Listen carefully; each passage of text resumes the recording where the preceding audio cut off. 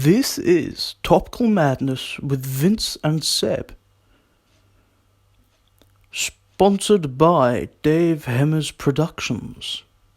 Ladies and gentlemen, Vincent Dolan and Sebastian Dinsmore. Okay, people, welcome back to Topical Madness with Vince and Seb. Hello. Hey, buddy, how's it going, man? Hey, man, I haven't seen you in ages. We didn't spend. We didn't spend X amount of hours together yesterday. No. 7 or 8 hours. Oh my god, we spent 6 hours straight, and then we were like, I'm done. No more of your face. And then 2 hours later, we were like, group call on Drama Society. Yeah. And then I was like, oh, hey, man, I haven't seen you in ages. You're just like, fuck off, leave me alone. We spent 6 hours sorting out script, and then right on an hour and a half, 2 hours drama call, we just spent that time still on the script. Yeah. I mean, so Sophie started that call because she wanted to chat because she hasn't seen people in time.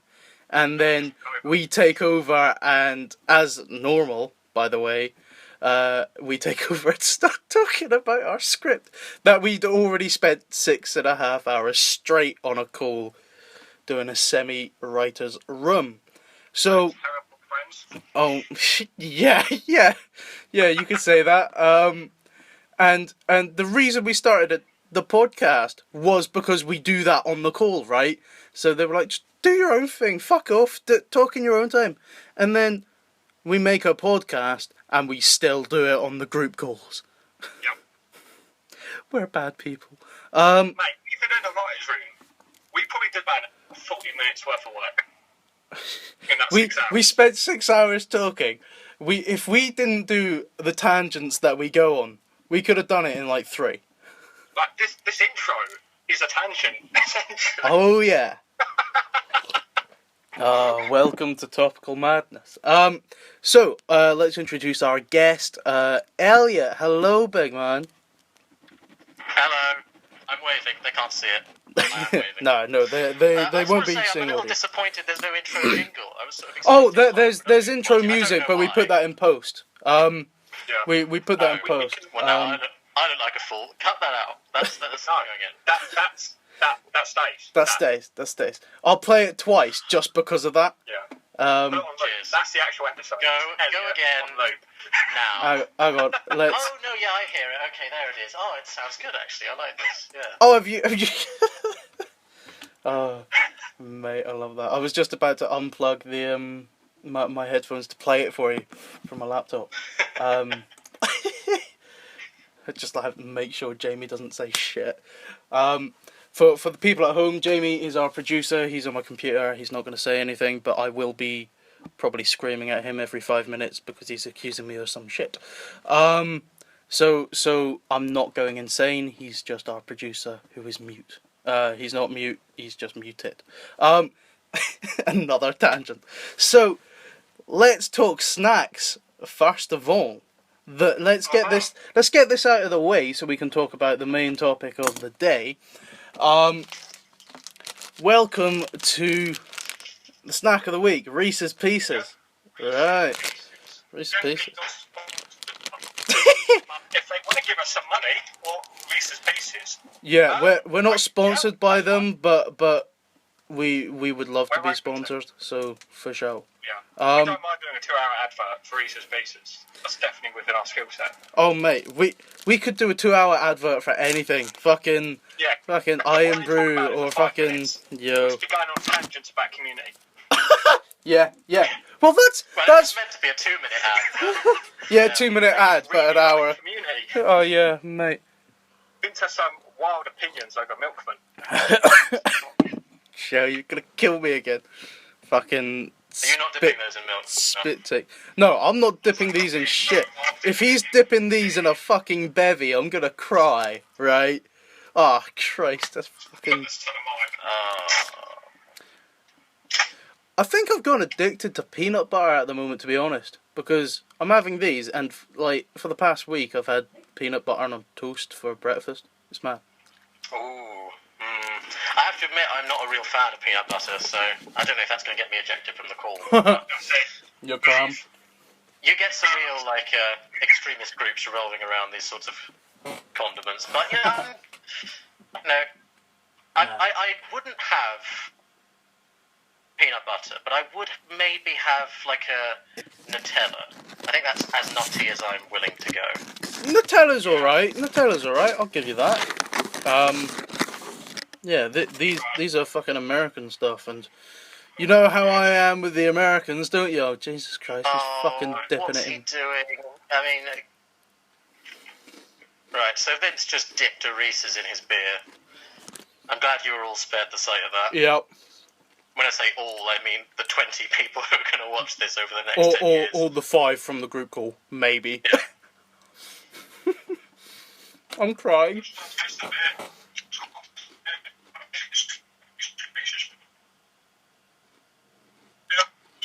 Six out of 10. 6 out of 10. Like,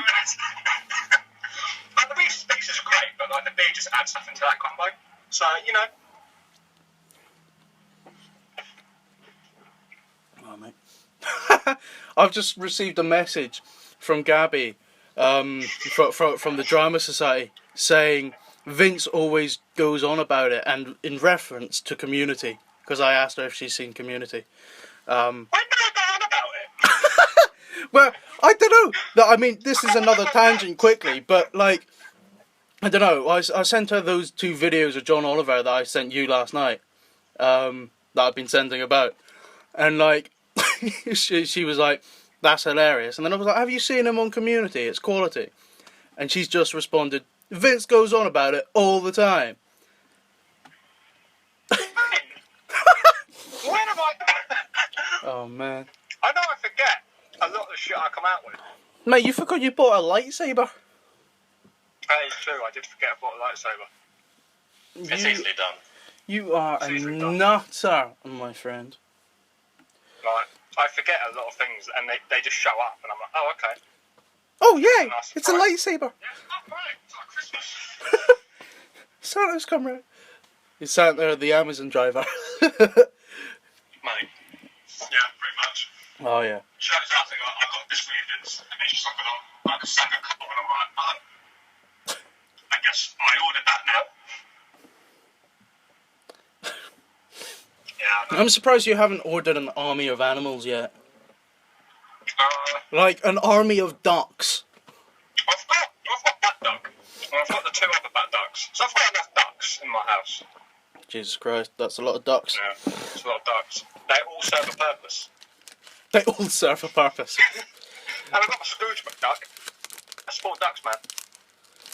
I think their main purpose is weirding me out. Yeah. Yeah, It is a probably. weird thing.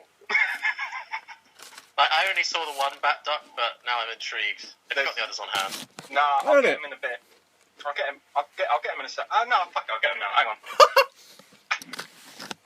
I mean, this is going to make for great listening, I'm sure. Oh yeah. So the people at home are gonna love this. I mean, it's just random shit anyway. Whereas Yeah. my podcast on my other channel actually has a fucking flow. But like on this, I've written like notes down, and I'm like trying to get a sense of order, but it doesn't work. It doesn't work. No. Not with this I ain't guy. having that shit. Not with Vince. This is a Scrooge McDuck. I needed it. I saw it in the shop. You know, you're like, yeah, I need this shit in my Oh, life. he's strangely adorable. It's nice, isn't it? It's got a tail at the back, like poking out the gold, like, you know. Is he the one voiced by David Tennant? I think that's all I know Yes, about Scrooge McDuck. Scrooge McDuck, David Tennant. Yeah, Yeah, imagine. is quality. Batman Rubber Duck. Oh, now that's good. That's the best of the 3. Because I lost this one originally, my mate bought me a second one. And then I found the initial one. Yeah. So now I have 2 of the same duck. Well done. Very own clone saga. Where did you find it? I think it was behind the radiator or something. Behind the I just radio. I came home one day and my girlfriend was like, I found a duck. And I'm like, oh, what? Okay, And she's just holding like 2 ducks. And I'm like, oh, okay, that's my surprise of the day, apparently. Oh, you nutter, mate. Nutter. Mate, too much goes on. So, swiftly moving on. Yeah, please. Yeah, please. Quickly, before we get into the main topic of the day, I just want to mention that the previous Topical Madness is now on 80%. 20% to go. Uninstalling X amount of programs on my laptop that I don't use anymore was a good shout, because this is exported a lot faster. The first one took 3.5 days. This is what I started this at lunchtime yesterday, so 16 hours. 16 hours. That's what it says on the computer. Yeah. If we're lucky, this one will be out by the end of the month. I'm not going to disagree with that. I'm not going to disagree with that. We give it a couple of days. The thing is, normally, it depends on Jamie, because Jamie goes through it to see that we keep in regulation with certain things. Typical writers shifting the blame. Shut the fuck up, man. No, writers are underappreciated. Yeah, no, writers are underappreciated. They're underrated. But yeah, so Jamie will, depending on, because he's got a life occasionally. The last one, which is now almost exported because it's on 80%. 2 days ago, he said it was going to take him 2 weeks to listen through it because he's got other things to do, and then he stayed up for 2 nights in a row, no sleep, listened to it, banged it out, made sure nothing was bad, and then said, "You're free to go." And I was like, "Oh, I thought you said 2 weeks." And he said, "I lost 2 days of sleep because of you." And I was like, "What? No, what did I do?" And he said, "You gave me those puppy dog eyes." Oh, mate. Nah, he did it because he's now cast in Tom Blind, innit? As a cameo or something, innit? He's one of the detectives. You're just gonna be in the background, pal. So what I'm getting He's from giving this you the thumbs is up. that last week's episode was actually edited down. So that was the finished product. So we record on Wednesdays most of the time. Today, Tuesday, because you're going back to work tomorrow. But yeah. So I mean, after this week, we'll have to work out a day, whichever's best for you in the evening, if you want to keep doing these shows. I mean, he fucking does, because he loves it. He loves spending time with me, don't you, big man? Mate, he loves it. But yeah, and basically it takes like a week normally for Jamie to get through it, and filter through our shit, and then we can export it. But then, depending on how long the export takes, you don't know when it's going to be released. So I normally just hold off to a Friday. But yeah, so the first one took 3 days to export. So it was like a week and a half after we recorded it that it was released. Yeah. Then the second one we recorded last Wednesday, and it's now on 80%. So that's alright. A week is not bad. Because that's less time for Jamie to go through it, but then less time for editing or exporting. And then R1, we don't know yet. Depends on how long Jamie takes or how long my software takes. But removing those programs that I don't use anymore really does help, because this is on 80%, whereas last week it would have been on like 5. Okay. Well, this is a sort of interesting peek behind the curtain, really. So is the editing just for the sakes of censorship, or was it a 5-hour? If there's anything bad, so Jamie sits at home listening to the recording by itself. So no added music and no titles or anything. Just listens to the recording, the raw file that we have. And if there's anything too bad or like anything that could be classed as racial or misogynistic or whatever, he will either cut that section out or beep it or whatever. But if, like last week, we said some things about a specific, well, not a specific person, it was some rando outside of a window, and then then Jamie caught me, yeah, you did, yeah, and he's going like, what? And he basically said you have to apologise on the recording, and then if they're listening, then they can't get you or whatever, so formally apologise and then you're fine. So I was like, oh, okay. And then we both formally apologised. You did it a bit reluctantly, but no, Jamie said it was fine and it sounded alright, so it's not too bad. But if it's anything like those things, then we have to delete, or he deletes those sections. I don't really edit it. I just possibly have done. To the point that you needed to be censored. Well, he was just yeah, slightly low.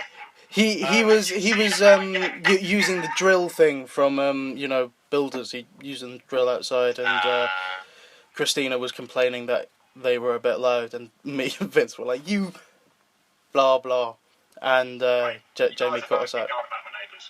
This ain't you. This ain't you. So yeah. But yeah, I don't really edit the podcast. If Jamie says it's fine as it is, I leave it and then basically just get the image that the person will see on YouTube and then put the image on top of the audio and then do some titles, which is, hosted by me and him, and then at the end, credit Jamie as a producer and then us as execs or whatever. And then add the intro and ending jingle. And then that's it. That's all we do to it. But it's it's a 2 hour and 15-minute podcast, the last one, and that's taking a couple of days to export, so it just takes time. Especially with the music either side of the podcast and the images. But yeah, I mean, look, no offense to any editors out there, but I've never heard of anyone who wants to grow up and be an editor. It's like, it kills the heart and soul, man. Oh man, it's so bad. Like, I may get my mates to edit for me for free because I'm not an editor and they're better at editing, so I get them to edit my films for free. But that's because I do something for them, which is like write a script or act in their film, which is fine. But man, who grows up wanting to be an editor? It just takes the life and soul out of you. You have to choose the best shot if it's a live action, or the best sounding if it's an audio. You have to put that in order and cut and paste. Oh, it's so annoying, man. I did that for one film. I cried. It is a bit of a thankless task as well. Oh, mate, honest. And they don't get near enough attention. I mean, writers don't get enough attention. Producers, I mean, maybe too much attention. But it's like, yeah, Jamie, I said it. Shade's going down. Join us next week when them two are going to have a full-on fight. Yeah, when Jamie actually is allowed to speak. But yeah, editors just don't get any recognition at all, It's gutting.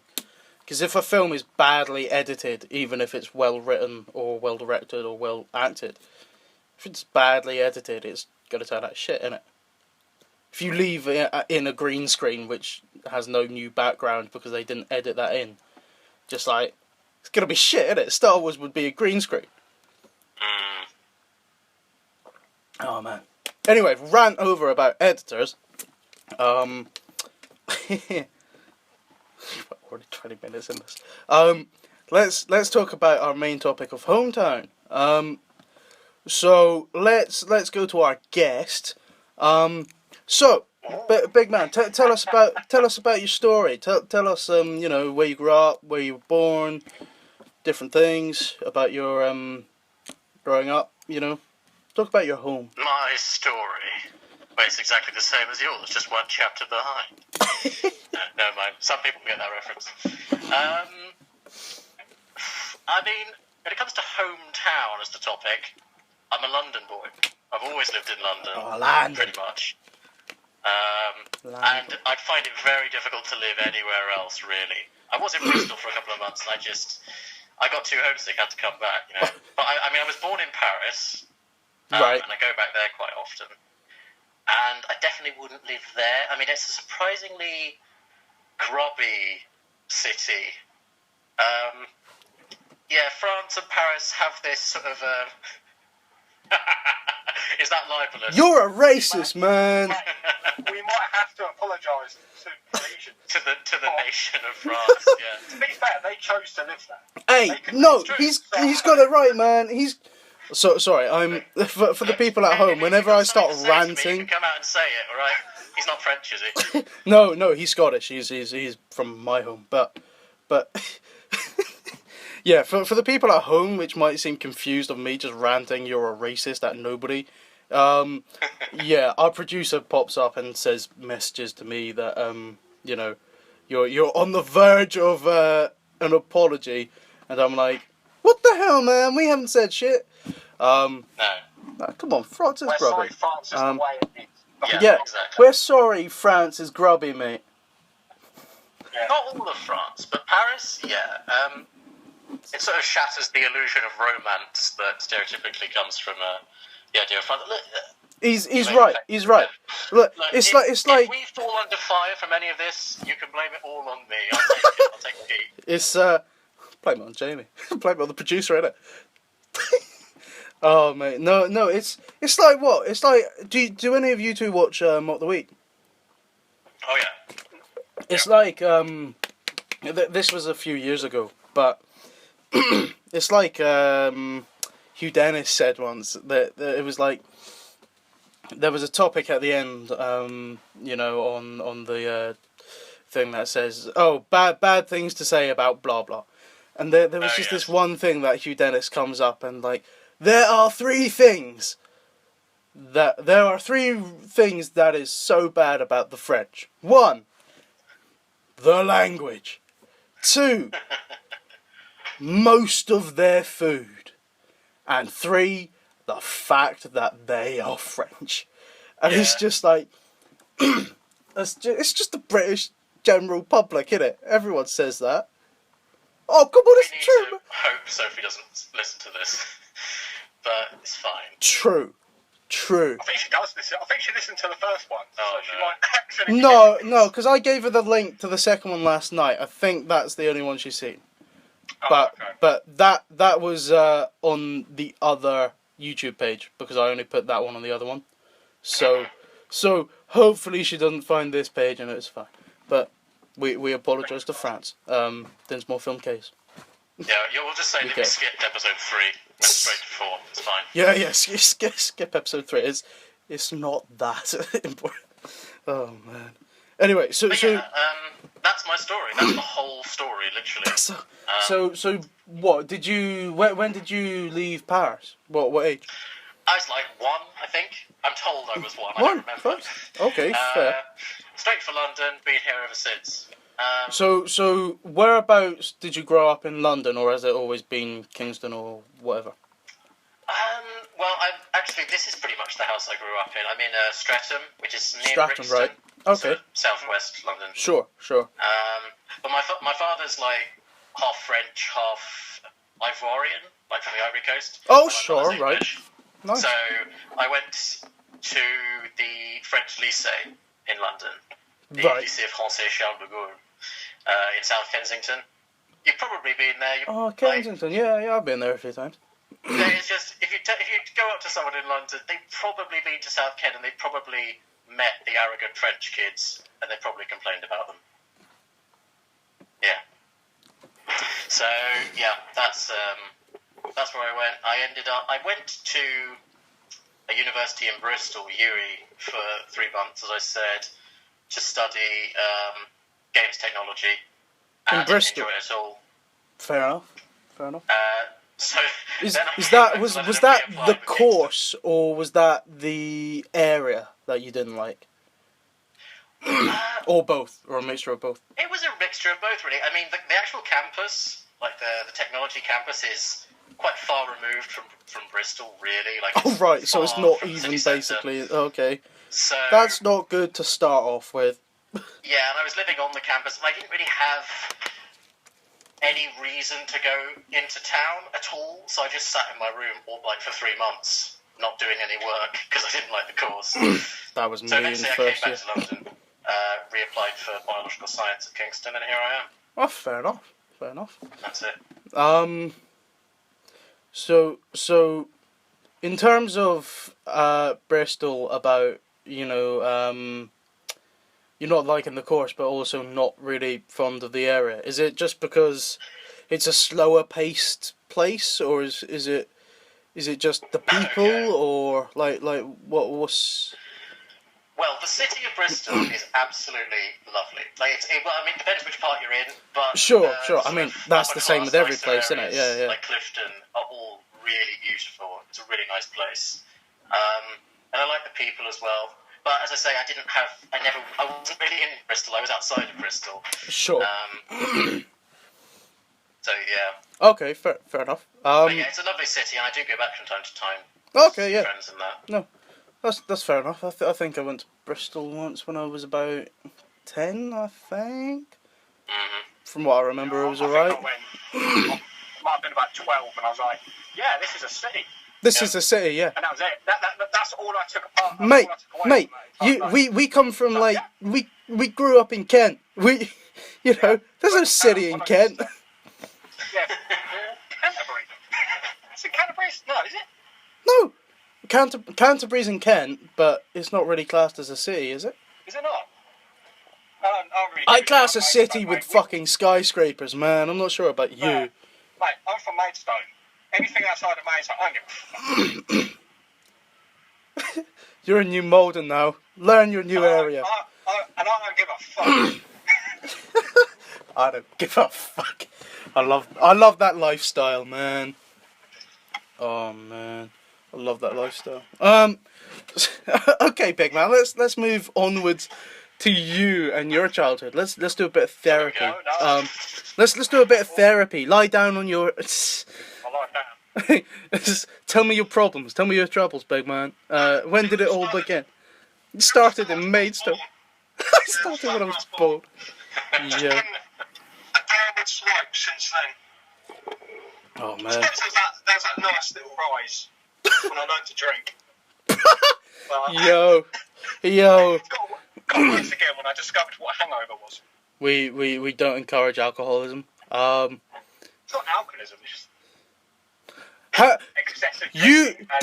I dare you to tell me you have not been drunk every day of your life since drinking. I have not got a drunk every day. No, you've been consistently. Yeah.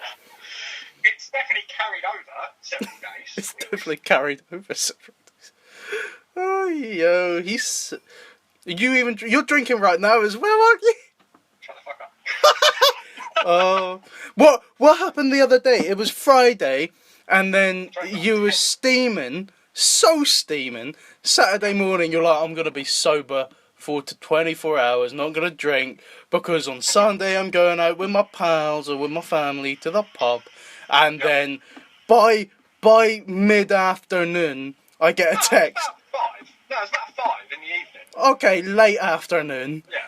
I got a message from you on Facebook saying, I fucked it. Basically, not quote for quote, but I fucked it. Basically. Basically, what happened is we got given, me and my girlfriend and I got given a bottle of Prosecco for a reason. I don't really know why. And she was like... Wait, you didn't find it on the street or in your bench, did you? No, didn't. I didn't. No, not this time. Not this time. And he was roofied. Well, no, we're not going to go there tonight, mate. Not when he found it, no. But, not when I found it. And she was basically like, I want some Prosecco. Do you want some? And, she can't drink Prosecco. You can't drink Prosecco by yourself. That's just sad. Can't you? No. I mean, You drink I mean, Prosecco by yourself. I drink all booze by myself. You know, I have you've no. got something to celebrate. I drink all booze by myself, man. I have no friends. Mate, well, I mean, lager, whiskey, everything but Prosecco and champagne, you can drink by yourself. Okay, champagne you can't drink by yourself. It's got to be a celebration. You can't drink champagne by yourself. But- You've got to be with mates. But if it is a celebration and you have no mates, then yeah, for sure. Yeah, Prosecco you drink with someone else. So I was like, well, I'm not going to make you be that person, so, pour me that big old glass. So basically, you said to yourself, "I'll be the hero in this situation, and I will drink for the good of the community." Yeah, like, it's for the greater good. It's for the greater good. By herself, she'll be plastered. We don't want that. Drunk it. For the greater good. For the greater good, guys. And then I moved on to beer. Then rosé. For some reason. And then you send a message saying, "Why do I do this to myself?" Nah, I pretty much will drink everything. Everything apart like from Russian, Sambuca. surely. Everything apart from Sambuca, man. You gotta hate Sambuca. Yeah, I know, but it depends how drunk I am, really. Oh Jesus. Jesus. I wouldn't opt for it, but if someone handed it to me, I'd be like, well, guess what? What if someone gave you a round of Sambuca, That's you'd right, fucking willingly drink give it? me an Jesus Oreo. Christ. Give me an Oreo. Fucking hell. It's like one time I was at like a this engagement party or something. I didn't know anyone there.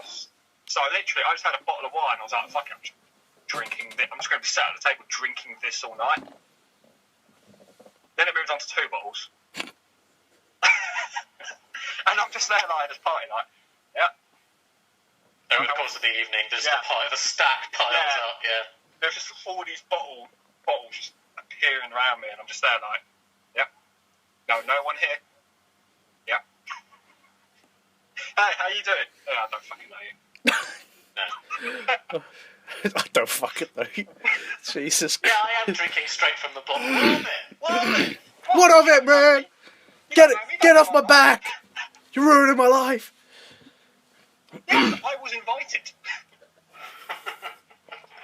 So close. I was so fucking close. Again, so close. Oh, that first podcast. Yo. You fucking made me spit take. Oh, yo. The first time I'd ever actually spit taken as well in real life. Like, not on camera. Fuck me.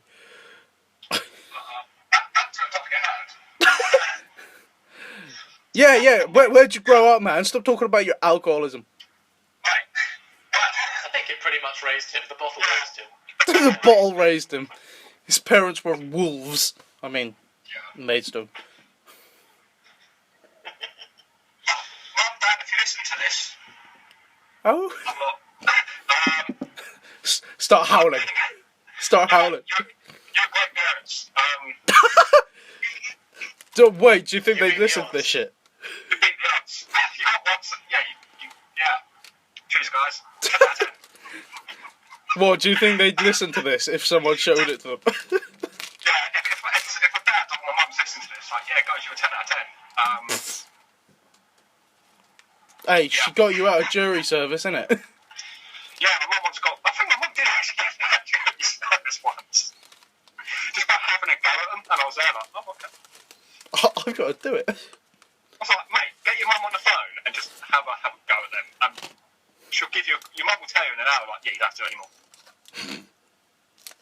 But yeah, I'm from Maidstone.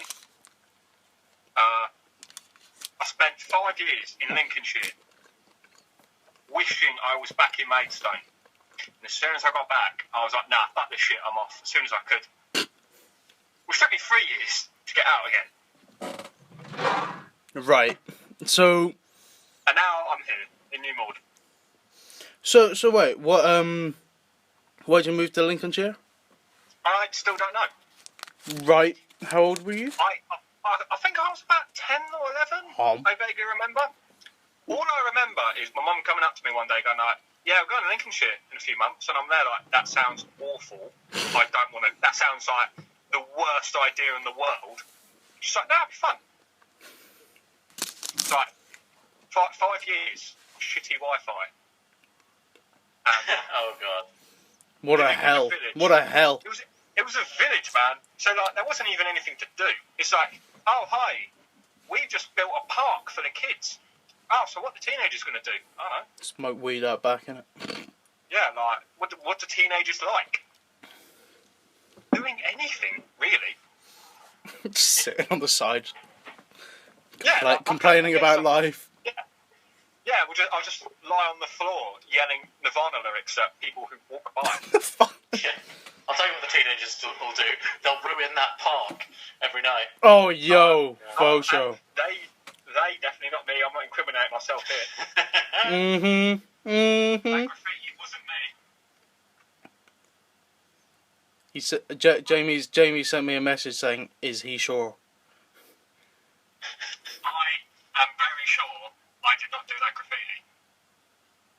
He wouldn't remember. He sent a if thumbs he up. had. He sent a thumbs up. I'm not incriminating myself here, guys. By saying, wait, hang on, let me read this. By saying Sort of he's nerd glasses, yeah. Transforms from Kal-El into Clark Kent. so David Tennant's Doctor Who in it. The Brady Specs. Oh yeah. Oh Jesus, no. He says, by saying you're not incriminating yourself here, that means you're basically admitting.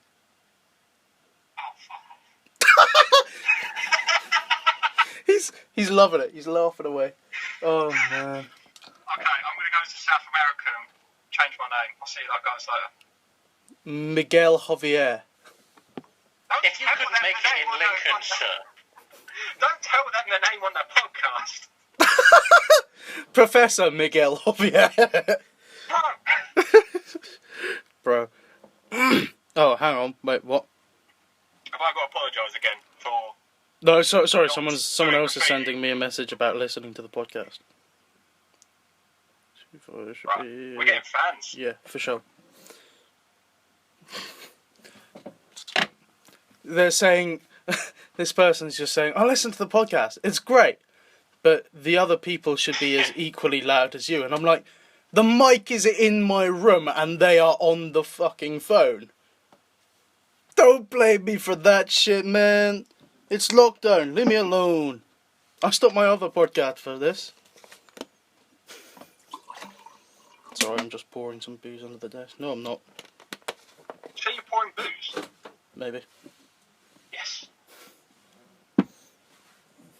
Yes, lad. Just staring at my whiskey bottle in the corner. Oh, man. Crying. I've been trying to go sober in lockdown, and then my brother drags me out to the pub over the weekend, and, man, had 2 pints on Sunday. 2 pints in 5 months. Oh. Honestly, though, 5 months without drinking, it fucking does it to you. Fucking, like, I was, yo, what? I'm not even gonna give a response to that. Are you disappointed in me? Has the role reversed?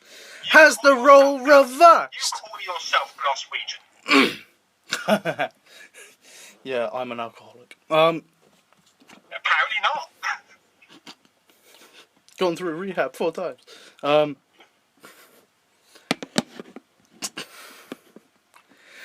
Oh. You say that, and then Jamie's messaging the biggest messaging. I could see him typing for like 5 minutes. Have we got to do that? Apologising for not doing graffiti, going to rehab. Jamie, do I have to do a PSA after this? Public service announcement. Oh, he's basically saying, I'm a bitch. Great, cheers, man. Come on, We heard from Tweedledum and Tweedledee. Oh yes, my life story, which is so interesting.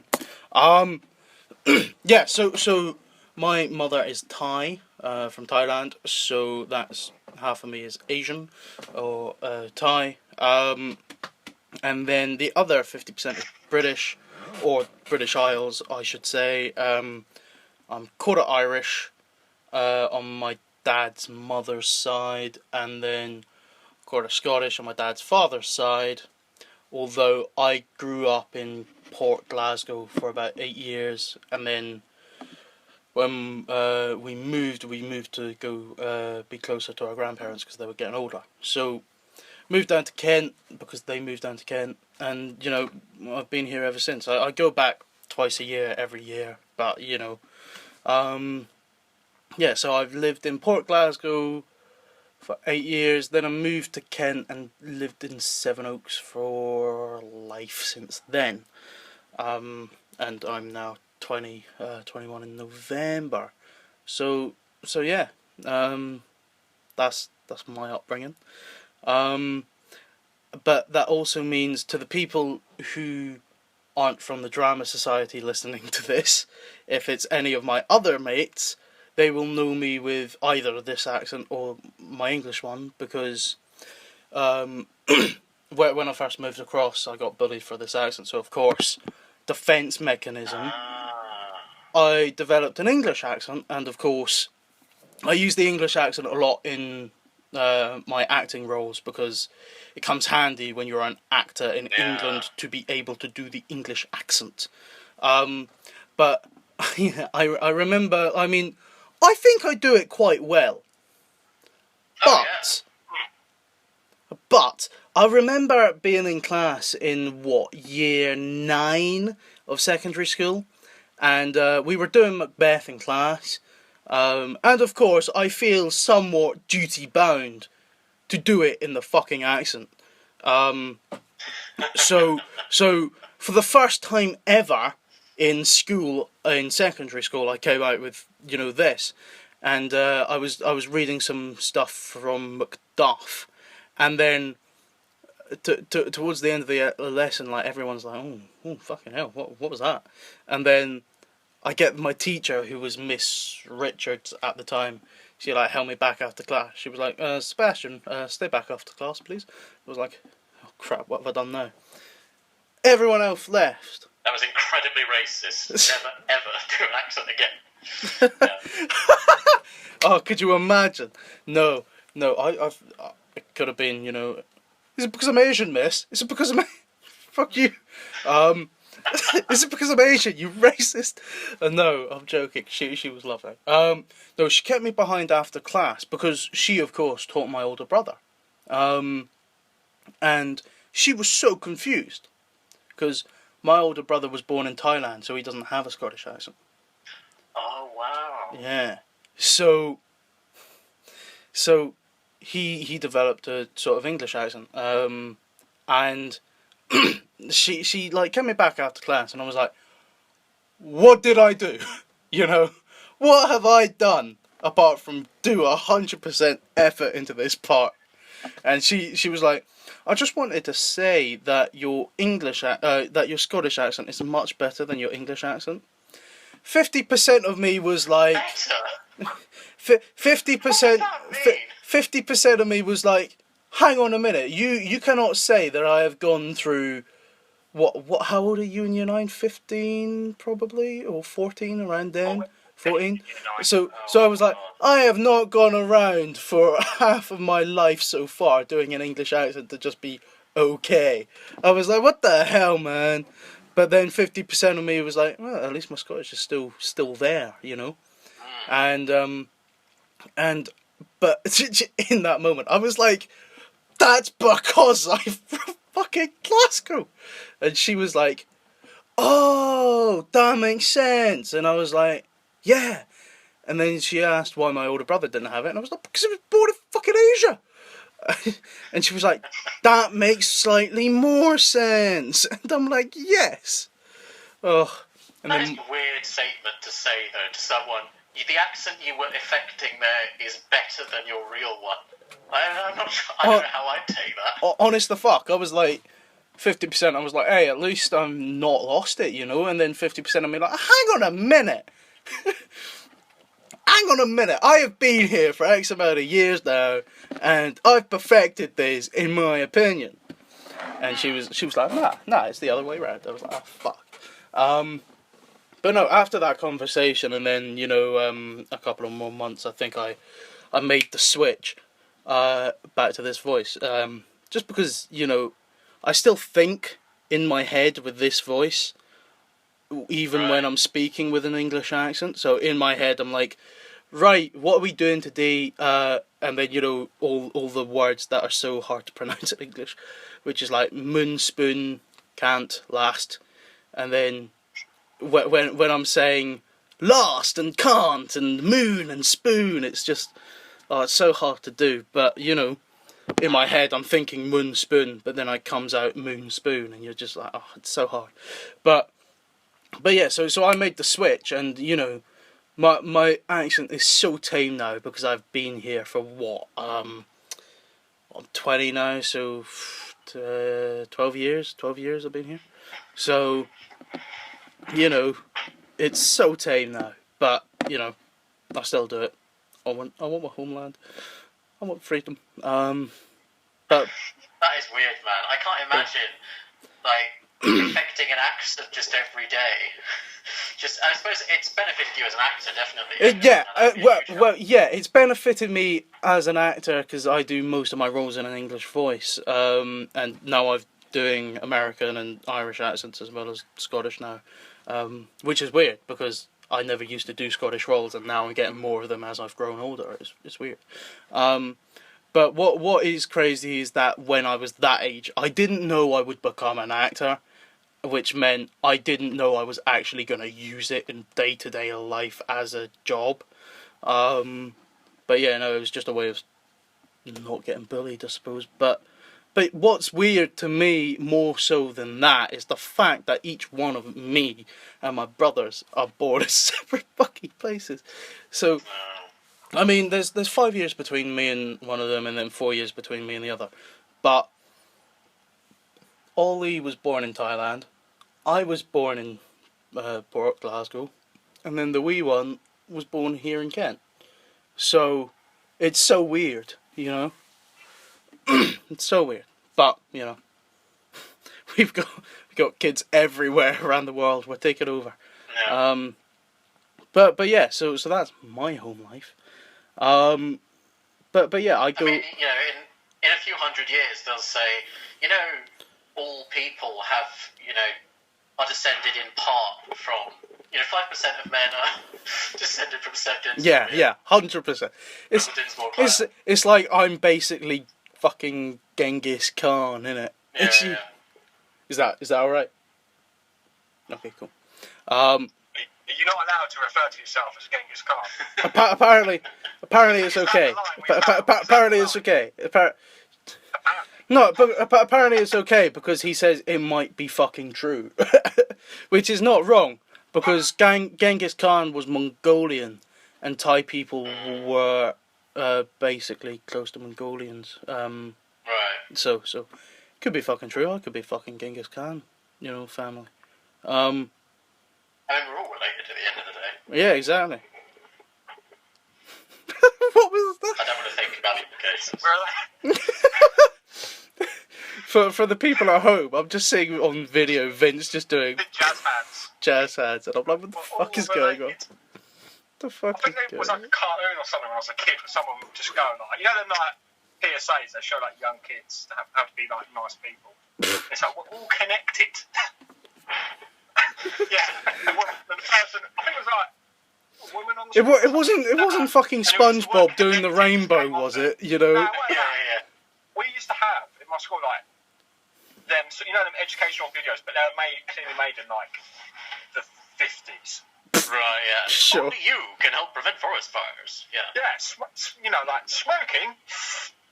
You know, smoke cigarette a day is good for you. Then that kind of shit. Oh god, yeah.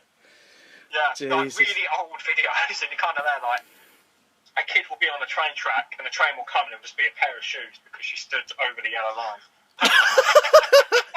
I remember that to this day, and there's like smoke coming out of the shoes, and it's like smoke coming out of the shoes. Mate, honestly, this is why. And it's like Timmy here wants to put his head out the train window. Timmy here won't be able to take it out the window. Yo. Wow. Yeah. I mean, that's better than the really controversial one, you know, with the gaggle of children out, I don't know what they're doing, on a trip or having a Oh picnic, shit! And the car just car goes through the wall. swerves. Oh yeah, that was so. Literally rolls over them. Yeah. Oh, that's harrowing. Oh, that's so bad. Oh Jesus, those adverts are mad. You know, fucking. Oh Christ. Let's go on to something less sad. Oh God, I'm gonna die. So. Jamie's going to delete all of this. Just do another one. Yeah. Should we stop and start again? Yeah. Vince has already incriminated himself. We've gone on. We've got it, boys. Yeah, the police just went outside. That graffiti that was done a decade ago. Yeah. But we found the man. Oh, Christ. We've gone on record insulting several cultures. Oh man, could you imagine? If we got money out of this, we'd just be demonetised. Oh, we'd never get money out of this. Everyone. We'd never get money out of this because that means we'd have to pay Jamie.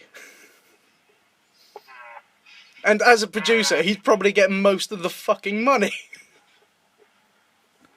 It's true, actually. Yeah. Still, I would like to do a Dollar Shave Club advert. He's mimicking the word please pay me.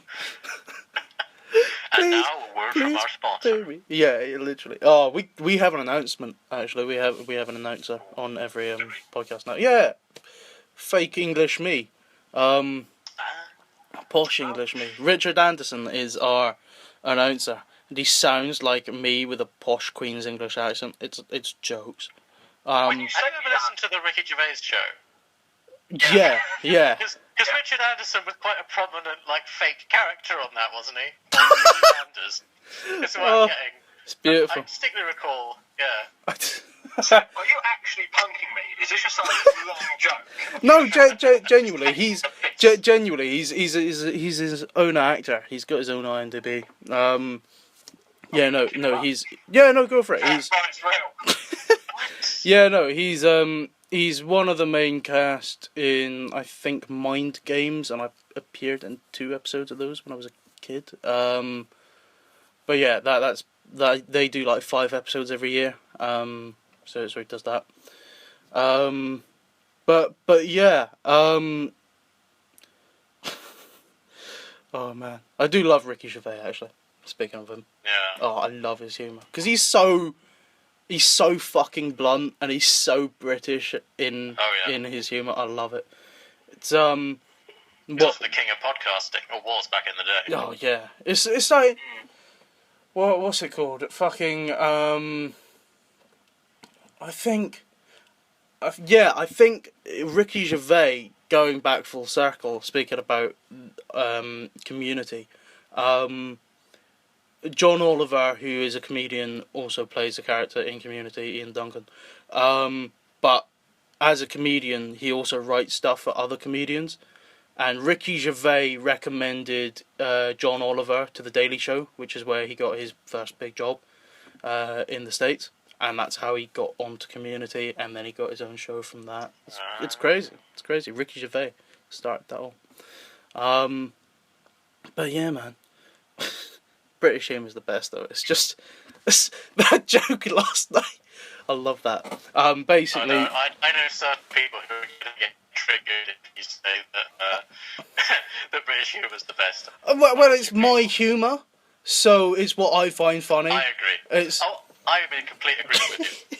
It's like if I was growing up in a different country which wasn't Britain, I'd probably be like, you know what, this is shit. But I love it. You'd be wrong. 100%, because rule Britannia. But yeah, no. I sent this around last night because I was watching a bit of comedy on YouTube. But it was John Oliver's Comedy Central thing, which I found hilarious because it's like he starts off the show and he's literally like playing with the microphone because he's so like he's 50-50 on it. He's like, do I say this? Do I not? He's like, just so you're all aware, I will be doing this with a British accent tonight, so be prepared for some more authority than is normal here. And, like, everyone's like, okay, cool. And he's like, and the tragic part is you could have spoken like this too. You had one job. All you had to do was not throw a fucking tea into Boston Harbour, and you couldn't do it, could you? You couldn't do it. And just like everyone's like, oh my god, it's too British for an American audience, but I love it. It's... You just needed a cup of tea with him to just solidify. You owe us the biggest fucking cup of tea now. The only way that was exceptional, that would have been exceptional to throw that amount of tea into the Boston Harbour, is if you boiled the fucking ocean and maybe add a bit of milk and a sugar lump. I don't presume to know how you take it. And it's just like... I'm just like, that's the best intro to a fucking comedy show ever. I love it. Oh man, did we get a form of that in the pilot? Did we get a form of that in the pilot? Yeah, I put it in. I love that. Oh yeah. Last night, 'cause you did. I got the picture, but I wasn't sure if you were going to keep it in or just delete it after you sent the picture. It's definitely in because I went over it. I went over the script again this morning just to make sure that the dialogue is coherent. And I was thinking, like, yeah, this is the whole point. Is do we spoil this part of the episode on our podcast months before it's aired? Wait, what? I was just going to say, like, there is. Do you think that'll be fine? Oh yeah, for sure. So basically, sorry, we're back from the edit, people. No, I just had I just had to pause that for a second because the fucker froze on me. I love you, big man.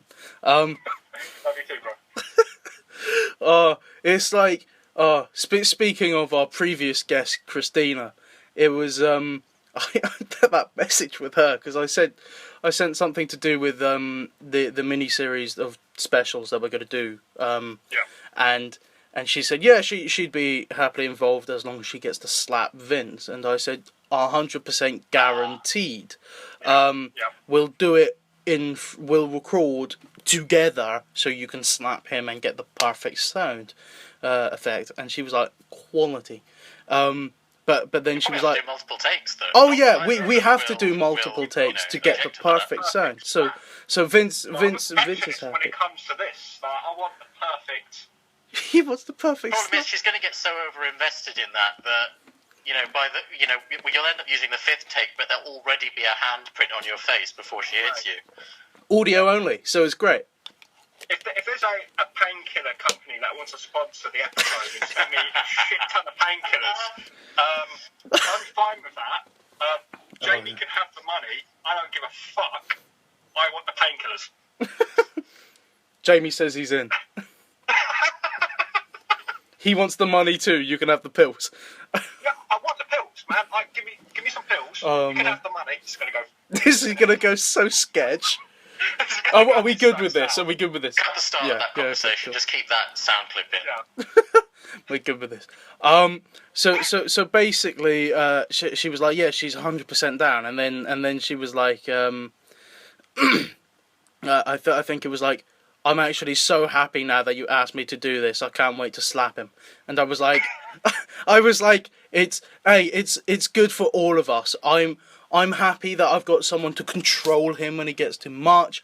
He's happy that she's involved so she can slap him. She wants to slap him. So we're all happy.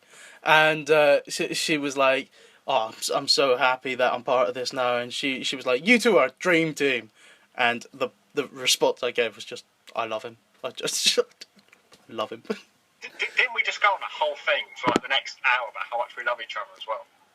I'm pretty Oh sure yeah. we were like, Oh yeah. writing the lyrics to just the two of us. Oh my god. Just and the am I correct in two thinking of us? you've never met in real life? Oh, exactly. We still haven't met.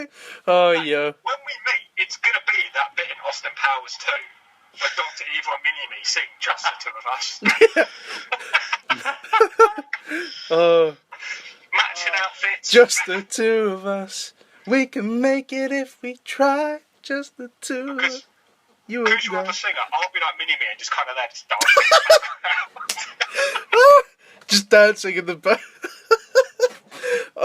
Is this taking place in the mill or in your garden? I need to know for humour's sake.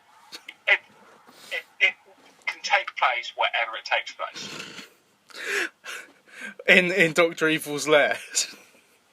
Mate, we can get an evil lair. Can we get a green screen? I want to reshoot this. Let's do this. Oh man. What is going on anymore? Right. Oh, Dr. Evil. I do love Austin Powers. That tent scene in Austin Powers, that is the funniest shit I've seen. It's so simple, but it's beautiful. I love it. Oh, yeah. People, go and watch Austin Powers, The Spy Who Shagged Me. Go for it. It's awesome. Am I allowed to mention? Yeah, sweet. It's quality. Anyway, let's move on to the next bit, because I know we are all very nerdy people in terms of addicted to comic books sort of lifestyle. Nah, not really, not that much. No, I mean, not people. Nah, not really. No, not at all. Oh mate. He's just being modest. It's just being modest. Oh yo. Oh man. So yeah. So speaking of comic book stuff, I mean, Vincent's heard this in previous podcasts because we bring it up all the time. But I mean, so are you a fan of both DC and Marvel, or is one better than the other, or do you still like both, but one is better? My relationship with these sort of franchises is strange because I've never been a big fan of either, to be honest. I have to say, like Doctor Who and Star Wars took That's up my jam. most of my attention growing up. And That was me until the movies and TV shows came out. Right. Okay. Because well, I mean, comic books I enjoyed as a kid, but I wouldn't do it like collect every single fucking one or anything like that. I mean, okay. I think, yeah, I would read the occasional comic book if I saw one in a shop and I was like, ooh, that looks sick, I would buy that. Yeah. But, yeah, Doctor Who was my main thing, followed by Torchwood, even though I was probably a little younger than I should have been. Yeah. I feel that, bro. Because John Barrowman, Cool. of course, James Master. Watching that with my grandparents for the first time was... Oh my god. Yeah. Oh my god. How bad it was going to be. Episode 2 of Season 1. Episode 2 of Series 1. An orgasmic alien. Yo! Right, I was there. I couldn't even... I must have been like 8 or 9? Yeah. 9 maybe? And I'm just kind of there like, oh, so that's what that is. Good to know. Bruh. Watching that also makes me curious. curious. Be in that room, mate. Fucking hell. Bro, watching that also makes me curious about clubs now, because there was that scene with the guy watching the CCTV footage of the bathroom, and I'm just like, honest, oh shit, I don't. No nightclub bathroom is that empty. Ever.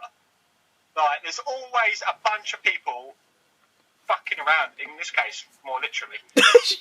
Yeah. Well done. Well done. Yeah, I fucking did it. Well done. I love that.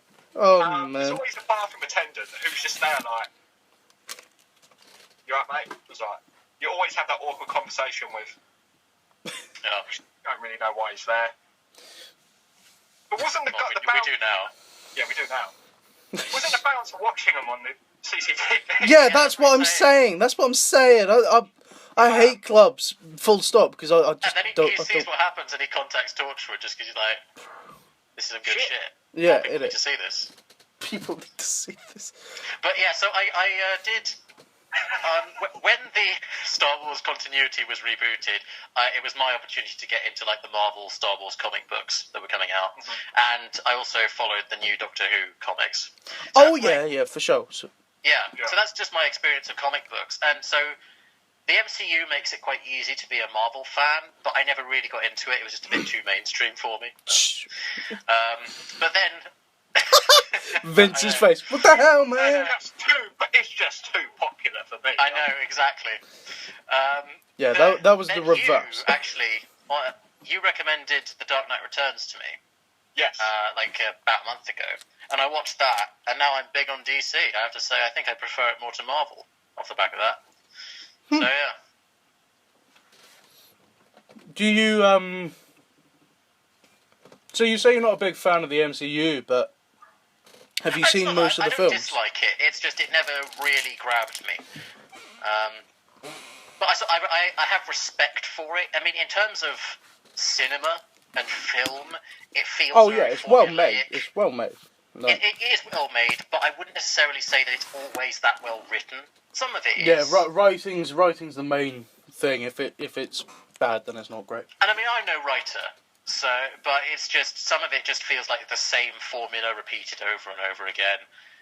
Which I mean, Spider-Man's villains are all Iron Man, created. Come on. Pretty much. Although Spider-Man's villains, I think, are some of the strongest, really. They are, but it's like... In terms of it's concept. always fucking Robert Downey Jr. that creates them, innit? It's like... Yeah. He creates his own villains, and then it's like... The fucking...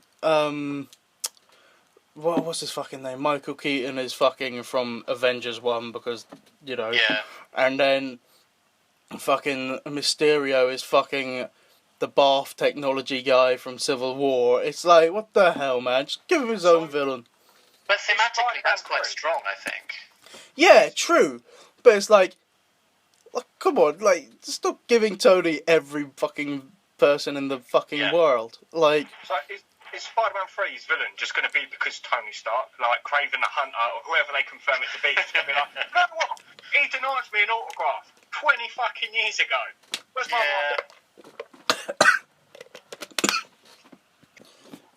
that's only rumour, I don't know if it's true or not. That makes sense. Sort of dying. Choked on my water a bit. It's... yeah, no, I just choked on my water a bit. Yeah. But in terms of, Spider-Man's villains in the MCU, I think it's quite... I like the fact that they're all sort of created by Tony in one way or another, because he's Tony's successor.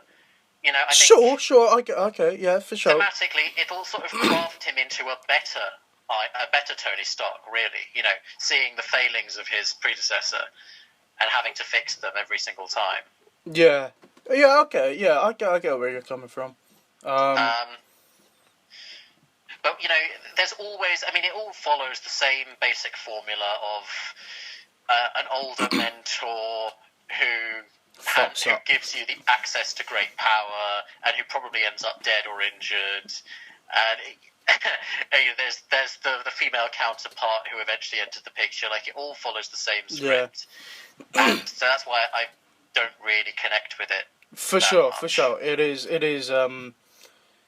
it's fucking the same thing over and over again, honest. But, I get that. Were you ever into any of the, DC TV shows, anything like that? No, I'm only just getting into them now. I've watched a couple of episodes of Batman the Animated Series. I'm just getting into that. I remember I did watch some of the one of the Justice League cartoons when I was very little. Yeah, I like that. I distinctly remember the episode Blackest Night where Jon Stewart becomes Green Lantern or goes home or something and he is Green Lantern. Yeah. That stayed with me. That's quality. You know, in forms of cartoon, the thing that sticks with me the most is the X-Men cartoons. I think that was just the theme tune from that alone is just like oh man. See, I never saw any of these things because I never had those going on TV. Sure. We just didn't have the channels or whatever. So whenever I would go abroad and we'd get different channels on the TV, I'd watch all these cartoons. Yeah. I'd eventually go home and just forget about them. But yeah, I remember watching that when I'd go on holiday. Bro. Yeah. Oh, childhood, man. Nostalgia. You gonna say something? Yeah, because the 90s had a lot of Marvel cartoons, a lot more than we realised. Yeah. You had Silver Surfer, which was fucking great. Yeah. They had the Avengers- cartoons and Avengers shit, one. but they didn't really have any big films, to my knowledge. Not massive ones, anyway. Blade really came. Yeah. Not, Like the films didn't do too well, so they stuck with Yeah. animations. Like that really weird Avengers cartoon, if anyone watched it. God, yeah. It was Ant-Man was the head of the Avengers. Oh my god, yeah, it was so weird. Yeah, but I think Iron Man and Captain America didn't appear. I think Thor made like a guest appearance, and everyone was a bit like, just give us the ones we want. What, Yeah, Did they not have the rights to the characters or something? Like, why would they? didn't include them. They just didn't That is include them. weird. It's so. They were gonna because the idea was it's gonna be the West Coast Avengers, so it's gonna be like a split off group, and the main ones were all gonna have a guest role here and there because you already had the Iron Man show, which I still think has one of the better. Oh, I've got all the fucking VHS videos of them. Love that shit. It has one of the better cartoon theme songs where he's just like making his suit and you just see him all behind him and just some guy screaming, "I am Iron Man." Yeah, and you know in Iron Man 2 where the suitcase turns into the suit, that's where it comes from. Yeah. Originally, and then he has that mini robot flying around with him as well, doesn't he? Like Harvey or some shit. Wasn't Herbie Fantastic Four? Well, it was, but in the Iron Man cartoon, he had a robot flying around with him called Herbie or Harvey or something. Yeah, I do remember. I swear that they just wanted to give him a sidekick and just Yeah, exactly. put in War Machine. Yeah, Like, fuck we don't want to Rhodey. do Iron Man. Fuck Rhodey. Yeah. Oh man. He's just too Iron Man to be Iron Man. He's just too Iron Man to be Iron Man. Oh man. Slowly dying in my fucking sauna of a room. I don't want to turn on the fan because the fucking audio. This week's sponsor. The TLCU, the Totally Legitimate Crime Unit. If there's a crime near you and 999 is too hard to dial, call 01732 664 197 and a officer may be on the way. We're not entirely sure when our squad cars yet. And that was this week's sponsor, the Totally Legitimate Crime Unit. Door just knocked dead, whatever. I didn't turn it on. Someone else did. It definitely wasn't me. So you're saying that you didn't turn on? I didn't turn on the heat. So, by the way, for the people at home, we are back from our sponsor break. Oh man, that was hilarious. So you're saying you didn't touch the thermostat or I want anything? to make it very clear. On Friday night, I did not touch that fucking radiator. I Oh, did not turn it on. And I'm working out. I was not the one complaining the entire day that that room was really hot. she's still standing off camera. She gonna beat you. No, but she can hear me. Give her the evils. I love that. Through the wall. through the wall. She's not even. I thought she was just standing there, and she was just. Oh, yo, man, I give She up. just sent me a text. Oh, she's just asking me why all the ducks are out. So, What about dogs? What? I have all the ducks. And she's going up, why are they there? And it's like, well, they want one. You love your dogs. I do love a duck. Oh man. He's just done at this point. He didn't know what he was signing up for. He didn't know what he was signing up for. So basically, Different from our weekly sessions. It's not. Just I've got to watch my language in this one. Fuck it. look, if it's too much, he'll beep it out, but it'll be fine. Yeah, fuck you, man. What's he saying? He says he doesn't want to do too much work in the sense of beeping stuff out. So I'm just like, fuck off. Oh, burn a kiss for me.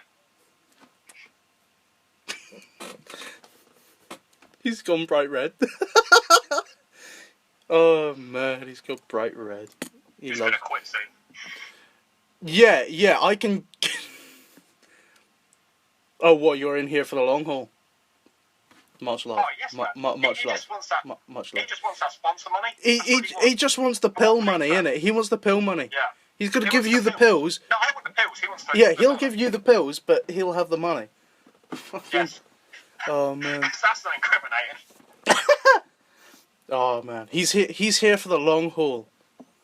I give you a month, mate. If Ryan's not our producer by next month, I will buy you scotch. It is kryptonite. He's 4 years sober. Just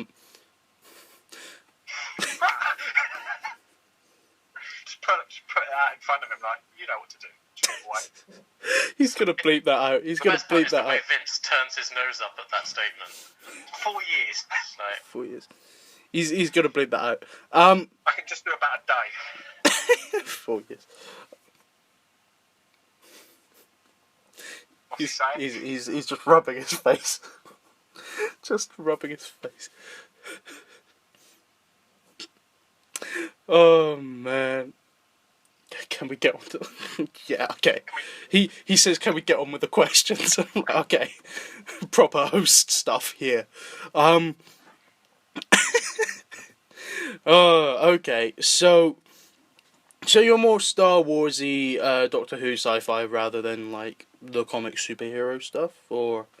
I definitely have a greater knowledge of those subjects. Yeah. Okay, so I have a burgeoning interest in the superhero comics yeah, and okay. stuff. So at the moment, what was it? The Dark Knight Rises that sort of got you back into the DC world. Dark Knight Returns is Right. what Vince recommended to me. So I watched the animated version. So not Tom Hardy's. Oh, I'm gonna break No, all I've yet to that. watch the Dark Knight trilogy. I watched Batman Begins the other day. I'm going to move on to the Dark Knight. Although I know what happens in it, but I've never properly watched it, so that's going to be fun. Sure. What did you think of Batman Begins? Oh, I thought that was the best one out of the three, to be honest. Really? Interesting. Yeah. I really loved Liam Neeson in it. I really loved Liam Neeson in it. And that's what did it for me, because as much as Dark Knight Returns had him as a little cameo coming back, and Tom Hardy's boom, you know, like...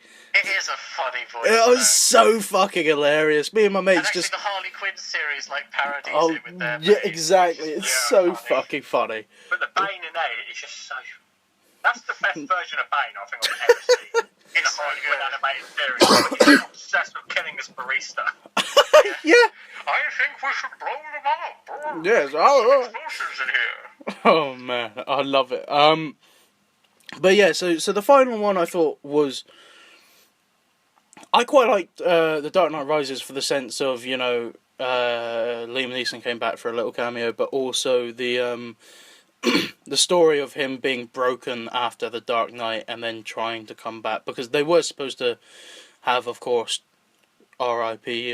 Heath Ledger back in the third one, but then of course he passed away, so they got Boone and he's crying. But so they got Bane back, or Bane introduced in the third one, and I think, like, I don't know, I find that story compelling because he's so broken. You see Bruce Wayne with a beard, walking around like Charles Xavier in Days of Future Past with a robe and just completely given up. And then... And he loses everything. Yeah, he does. But then, you know, fucking... he's looking at Bane on, you know, and he's like, oh, someone's got to do something. And Michael Caine, as Alfred, is just like, right. Yeah, well, do the voice. I can't do Michael Caine. Nah, it's too much, man. I can't do Michael Caine. Oh, come on, give it a go. No, You'll be willing to embarrass yourself, sir. Oh, I'll give it the best shot, though. that was hilarious. What is the point of all those acting roles if you can't even try? I can't do Michael Caine. No, honestly, I can't. For some reason, the only thing I've learnt from trying to do his accent over the years is pronouncing his name not as Michael Caine, as my cocaine, and it's just like, oh, my cocaine, you know. I would just like to make it quickly clear that what Elliot just said in his Michael Caine impression, I am making that my ringtone. I'll send you that. I'll send you that sort of. Weird. I'll send you that file. Oh, I'm glad. I think I say that every week. Mhm. Yeah. Whatever Christina, they say, I'm having that as my ringtone. Yeah. Oh, yeah, I'm last time we were Batman. mentioning Christina and her. I'm Batman. Yeah. Well, hey, that's That's I the wouldn't have my alarm clock noise. So I'm So, so I'm Batman is the ring is the alarm clock. The the Michael Caine is the fucking ringtone. Right. What's gonna be your text? What's gonna be your text? into next week's guest. The or is it gonna be the this week's sponsor, the totally legitimate crime unit? It's too long. We'll work out next week. Whoever the guest is, whatever they say, that'll be my text. Oh man, we need to get your co-creator on Yeah, I've got to speak to him. for sure. Either be next week or a week after, I reckon. For sure, See what for sure. happens. I mean, yeah. If not, we can get one of my mates. Or Christina's happy to come back, I think. Yeah. The co-creator, it was my old flatmate, just telling us stories about like, how awful it is to live with me. Like, he'll come home, he'll come home one day and just see me asleep on the floor. It's like the bedroom's right there. The bench is outside. Yeah, like Vince, like you're not even drunk. You just decided to sleep on the floor. Like, could you leave me out the fucking doorway? Oh man, I love that sort of shit. Oh Jesus. Put that on Snapchat, and I was like, this is the greatest thing ever. Oh man. I do love that. So anyway, going back to the Batman sort of thing. Yeah, I think the first one's just my favourite because it sets it up really well. I think the final one right. is a really compelling story as well. But then the middle one is also really great, and it's great acting, and of course, R.I.P. Heath. But for me, but am I the only one who? I mean, this might be controversial. I don't know, but I'm just not that keen on his interpretation of the Joker. Am I? I prefer it to fucking Jared Leto. Let me say that. Okay, yeah, I'll say that much. I'll say that. I find his Joker works really well with the tone and style of that film. Oh yes. It's Yeah. very specific to Yeah. Dark Knight. However, you couldn't say, for example, have that Joker appear in Suicide Squad Yeah. or Batman 89. It is very tailored. Whereas I reckon that you could probably swap around the Jokers for the other films. Yeah, Maybe you're right. yeah. If you put Nicholson Mark Joker Hamill could appear in Suicide Squad, anything. Yeah. Like, it would probably, the scene would go the same way. Do you want to see this pencil disappear? Have you seen how it should have ended for that? It's just like, do you want to see this pencil disappear? That didn't disappear. I saw it go into his eye. And he's just like, what? What? Oh. Do you want to know how I got these scars? The makeup department. Oh yeah. It's so bad. On the topic of This what you is were when we saying, put in our Dollar Shave Club advert. yeah. How I got these scars. Bring up. Yo. They're never going to sponsor us now. They're never going to sponsor us now. Oh god. Oh man. Oh, hang on. Let's also do Nestle water. Totally sponsoring us. That's free water. Yes. Sorry, Elliot, you were saying.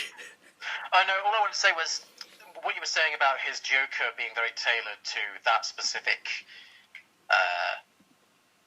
universe, I guess I call it. Yeah. The style of those films is quite interesting because It's Nolan, isn't it?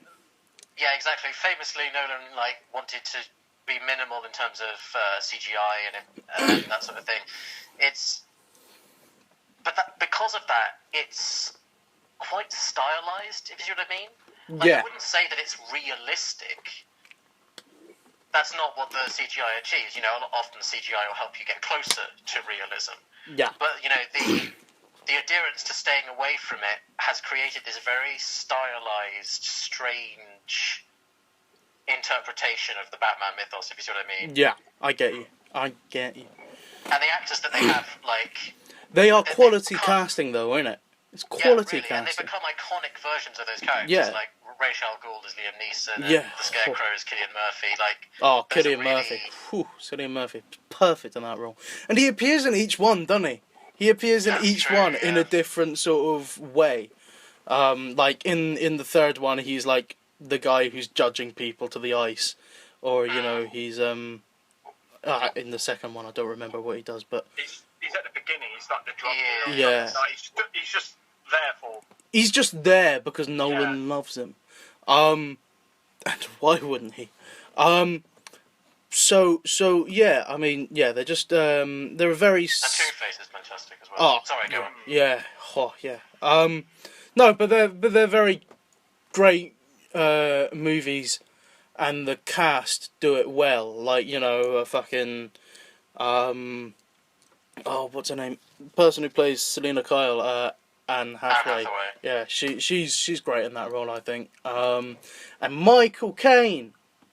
They got Michael Caine for Batman. That's I did not imagine that. I didn't think he'd do anything sort of comic booky. I didn't think he would get into that. Well, that's sort of the modern age of like superhero movies. I always get a bit of a chuckle out of seeing a big Actor doing A-list that, yeah. actor doing a superhero comic Yeah. book film, and I'm thinking, Like seeing Odin, Yeah. seeing Anthony Hopkins in Thor, I was just like, hang on a minute, like, nah, Anthony Hopkins, you are a thespian. What are you doing? But then, of course, Kenneth Branagh directed that, and he does his stuff as the thespian, doesn't he? So that was why he got him and Tom Hiddleston, because they're all sort of thespian British actors. right. Moving on to our next sci-fi bit, which is Doctor Who. Oh shit. No. This will go on for years, but I will cut it off at some point. Because Jamie wants his hypotheticals read. So, he threatens me now. If I don't read them, he cuts the show. Honest to God. I love you. So, basically, Doctor Who. I mean, I suppose we could split it in two. There's the original era, and then there's New Who. What? I mean, I suppose I've grown up with the New Who, but I've gone back and watched, you know, certain episodes. I'm not going to watch all of it, but I've watched certain episodes of each Doctor, and, you know, learnt about each particular one. But what would you say is that you not pay more attention to, but that you've sort of spent more time with? Do you spend? Oh, New Who for sure. Yeah. I mean, New Who. to my great shame, I've barely seen any classic Who. Like, I content myself with clips on YouTube. Yeah, that's about to me. get the hang of who these characters are, Yeah. like these different versions of the Doctor. Look, for Fifth Doctor, I thought Time Crash was enough, you know. I was like, that was funny. I like it. David Tennant said his spiel, and I was like, that's about all I need to see.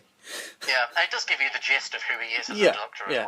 as well. I think I watched the 5 Doctors, which gives you a version of each of those Doctors that appear, because William Hartnell died before he could appear in that. So I watched the 3 Doctors, and then the 5 Doctors, and then you know, I was like, just do the specials, you'll be fine. Pretty much. And then, you know, the 2 Doctors and all that. But yeah, like, you pick up certain things in original Who, which is like, you know, Colin Baker appeared as a Gallifreyan sort of guard or whatever in the 5th Doctor's era, and then he became the 6th Doctor, and you're like, wasn't he that guy? Like Peter Capaldi in the modern era, he appears in Torchwood, then he was in Caecilius, right. and then, you know... Glad you reminded me of that. That's so tragic, his torture story. Oh man, he Oh. kills himself and his family. Spoilers. Too late. For nothing. But you've had time to watch it, so... Yeah, you had since 2009 for that series. But yeah, no. Do you want to go around the table of favourite Doctors then? Or is it too different? Oh no, go for it. personally, my favourite Doctor, I have to be biased, you know, but it's Peter Capaldi for me, and then David Tennant probably. I'm And then betraying that's all it. my English roots, but And then Capaldi is the best. He just does it. I think some of his stories weren't great because of the writing, but I do think he made the best of some bad scripts. And he has so much fun with it because he was the ultimate fan. And I mean, so was David Tennant. But Peter Capaldi more so. Like... Do you know what? I'm going to throw in some real controversial shit in. I fucking think Eccleston. Oh, Eccleston was bomb though. Yeah. Eccleston was bomb. This guy. Cut you off, Seb. No, he started the whole thing. He regenerated the show. He is. Yeah.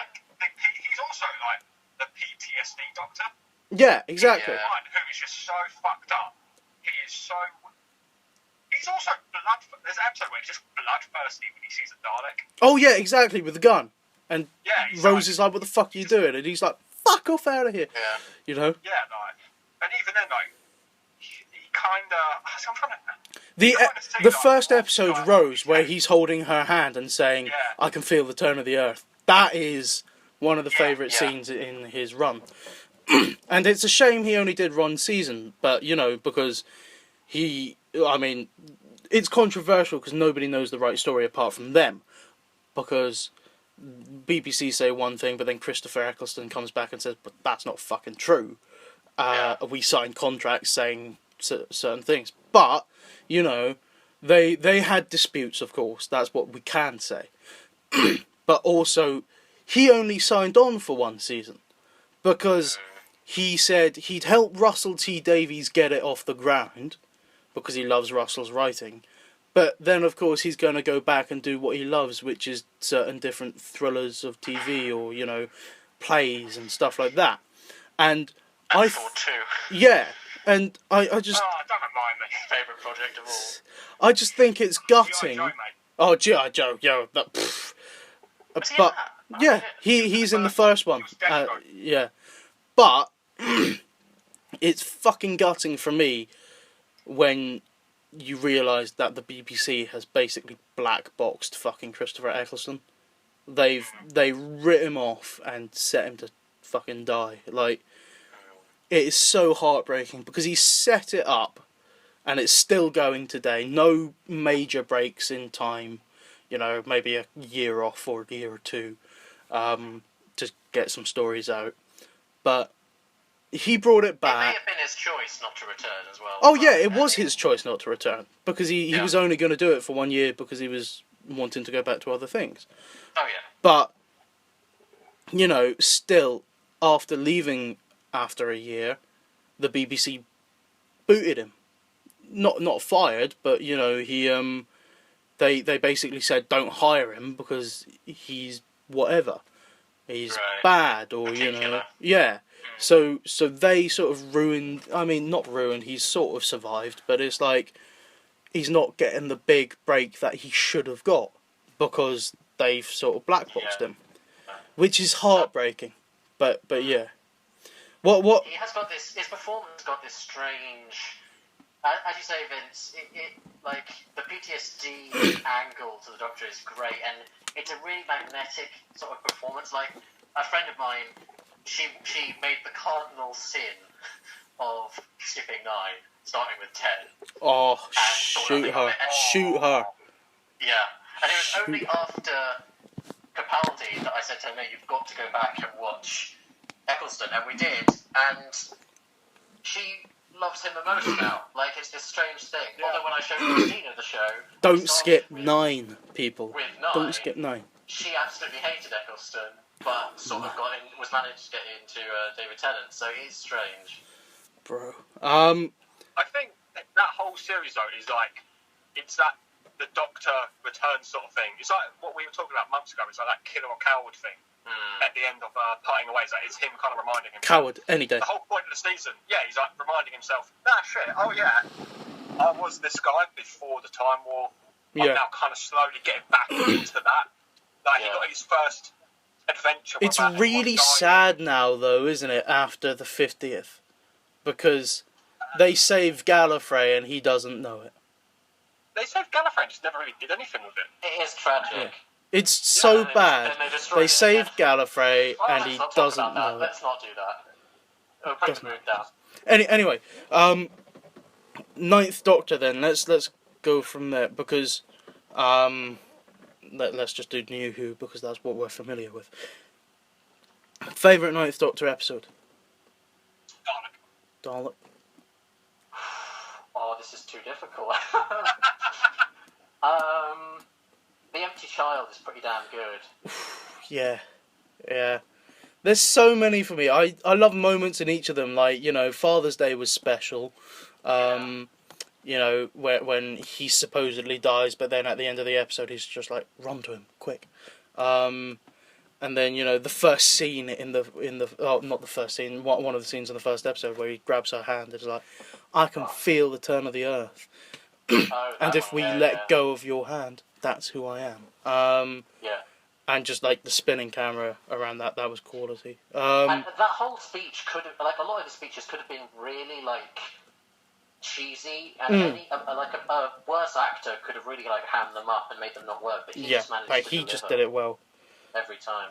I think I have to say, Parting of the Ways was probably my favourite. I know that's crap because it was the end of the season, but I mean, I'm with you. It's really emotional. It's got bits of everything that I enjoy. As a writer, I loved the story because it's emotional, it's sad, and then, you know, they kill off most of the people there, but then, you know... That's true. John Barrowman, David Tennant appears, Christopher Eccleston's last episode, you know, yeah, I mean, I think it's the fact that, you know, you've gone through, I think, 5 or 6 episodes with Jack to kill him off in the final thing, and then he comes back, but the TARDIS is gone, and he's just so gutted. You can see it on John Barrowman's face, and he's just like, what the fuck am I going to do now? You know? How the fuck am I going to... Also the start of his immortality, wouldn't have torture without that. Exactly.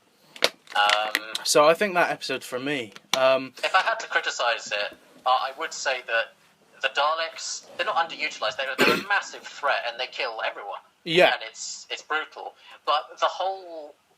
What was great about Dalek was showing how one of these things is so terrifying to this guy who's normally fearless. Yeah. And then you bring in, like, a few million of them. And he's fine. But you don't do anything with them, really. They just hang there threateningly. Yeah. And then Emperor Dalek just does a speech, and then that's it. Exactly. So I would criticise it for that. Yeah. But it's in favour of creating this really, like, emotional payoff when Rose becomes the bad wolf and all this, so... What do you think of the episode Boomtown? Because, you know that opening scene in that cafe before Chris goes up to the newspaper and he says, oh, I was really having such a lovely day. But that first scene, it also feels like it's not scripted and it is just 4 mates having fun. It's great, yeah. I do love that. And actually, the Christopher Eccleston's, like, comic run, which I've got here, it's the relationships between the characters. It feels like they've distilled the essence of that moment into and extrapolated the whole relationship from that, because we only get those connections for a couple of episodes, really. But exactly. It's the strength of the actors really manages to make you understand who these characters are and what they think of each other. I do love Chris can also do comedy even though he's supposed to be a dark doctor. Like the bit in Boomtown where, like, Jack is sort of giving everyone commands because he's, you know, supposedly military man, and he's like, excuse me, who's in charge here? And he's like, oh, sorry, awaiting orders, sir. And he's like I said, nice plan, let's do this. And it's just like, that's quality. It's just like, who's in charge? Let's do what he says. He's just trolling him at this point. He's like, fuck it, I'm gonna... He is a troll, actually. He's a troll. I love it. To everyone. And just like the bar scene with the Slovene later on with having dinner, it's just like catching the bullet and then, you know, pepper spray in the mouth. Not pepper spray, pepper spray. He's just treating it as like, it's just a dinner out of your mate. Yeah. It's like, oh, what's your ass? Steak? Yeah. Yes, steak. Oh. Steak and chips. Oh, I also love it in the TARDIS where he's like, "Oh, cute. How come?" This is Jack. Like, "Oh, cute. How come I get none of that? Buy me a drink first." So hot, so much work, but worth it. I love that. Just like the banter between those two. Moving on to our boy David. There's So a I just lot. want to do my Chris impression. He's like, Good God. what moment do I want to do? Bloody hell! Ooh. Rose, I can dance. I could. I love that. That was brilliant. That's my texting time right there. Rose, I can dance. I love that. We've got all three ready. Da da da da da da da da da. I love that. That was a good ending to an episode. That was quality. Jack's sitting there like reminiscing about life, and he's like, protocol 4434, and he's got a fucking 4 hyper vodka, and he's just like, He's so cool. I love it.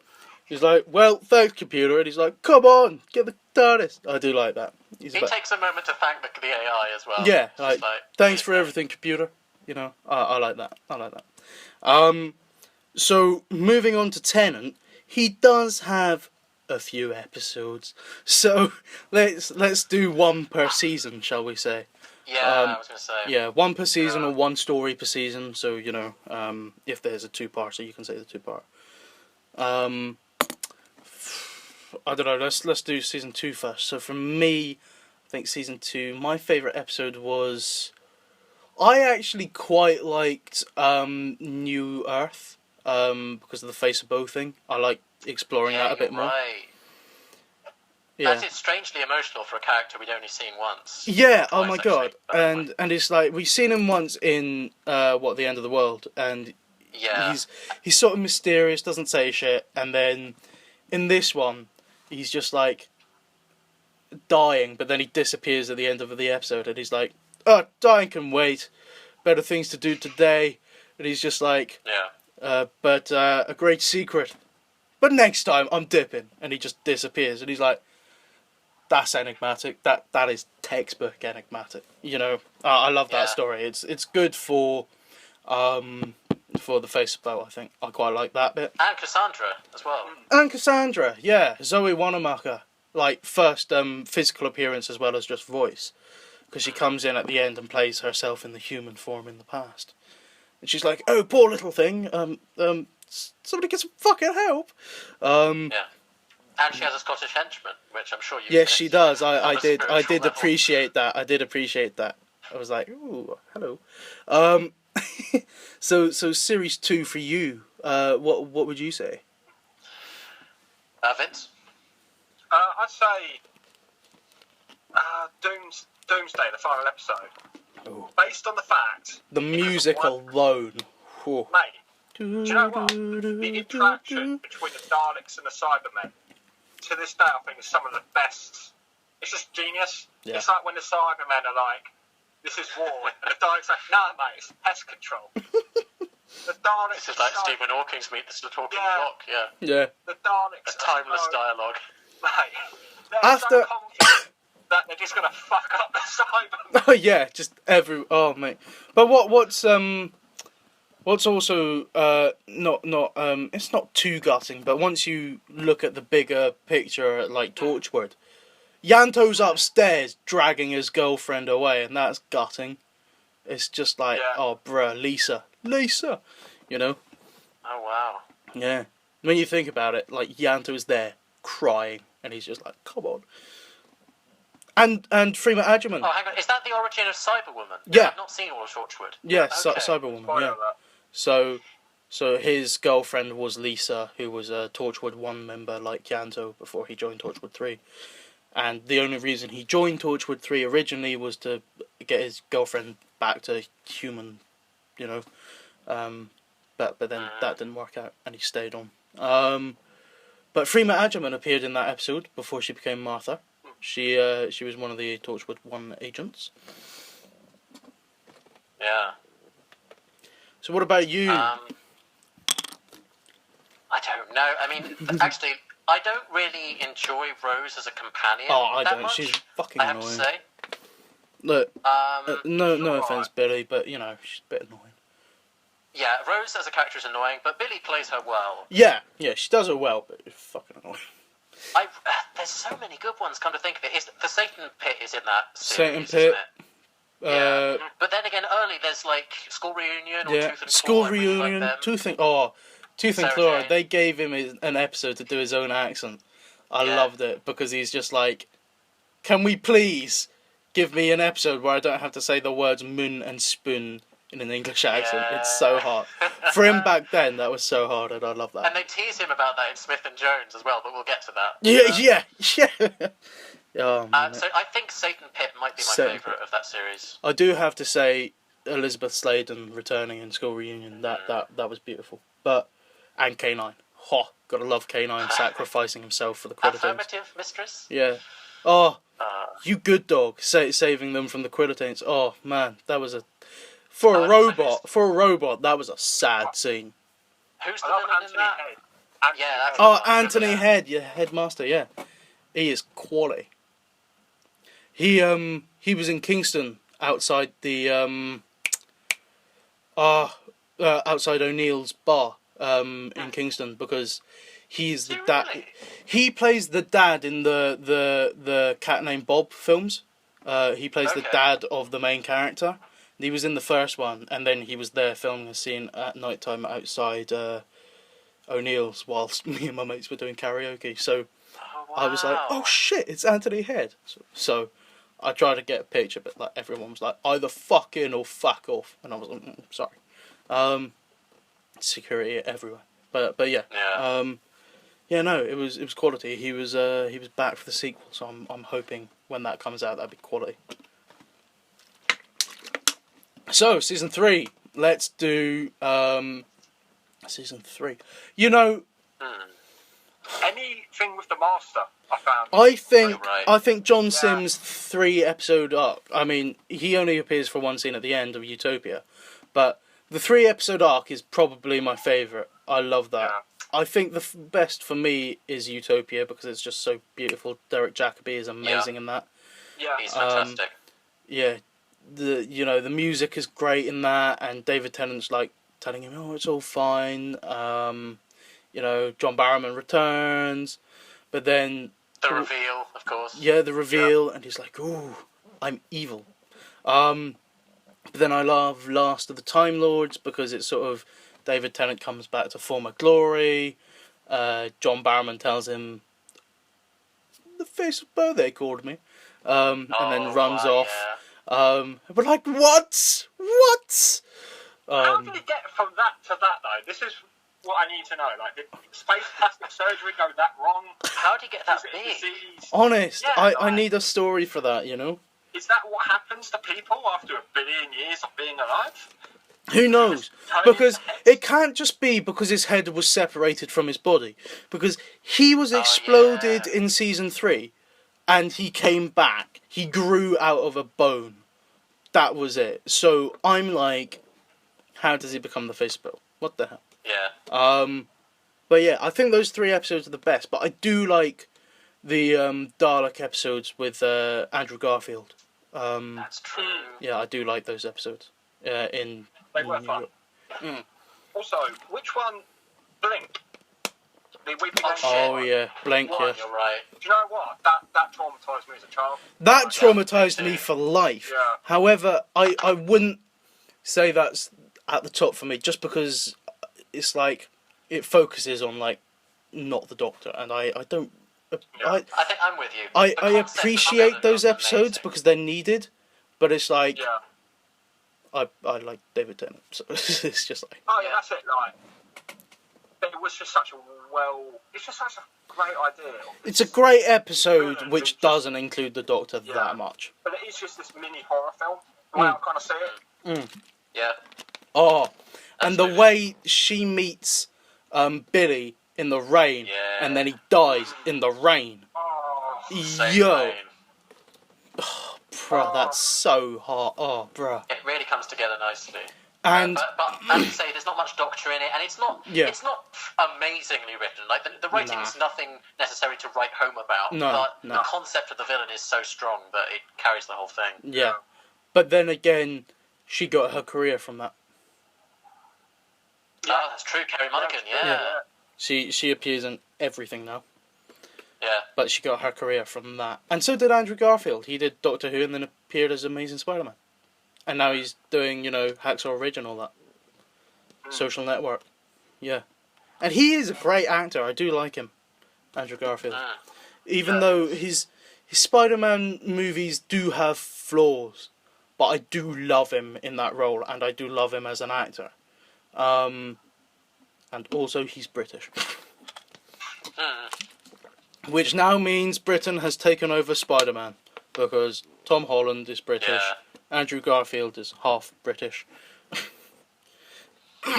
Tobey Maguire. You're right, but Britain has taken over. Yeah. We are reclaiming the empire. We are reclaiming the empire. We'll turn Tobey Maguire British, just out of spite. Yeah.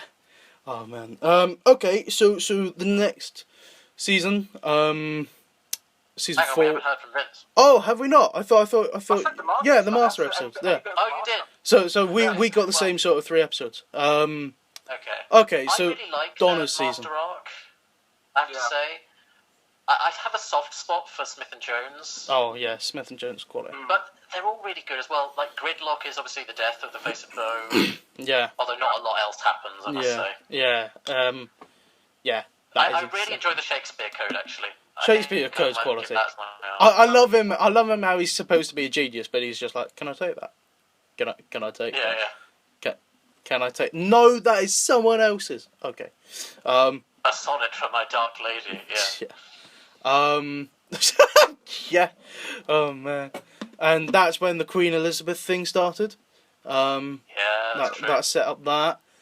Smith and Jones. I love the bit where he's comes in the tie at the first in his brown suit, and then the whole episode he's in his blue suit because he's in space on the moon, and then he comes back and he's just like, I've just changed, taken off my tie. You see, time travel. And I'm like, oh my god.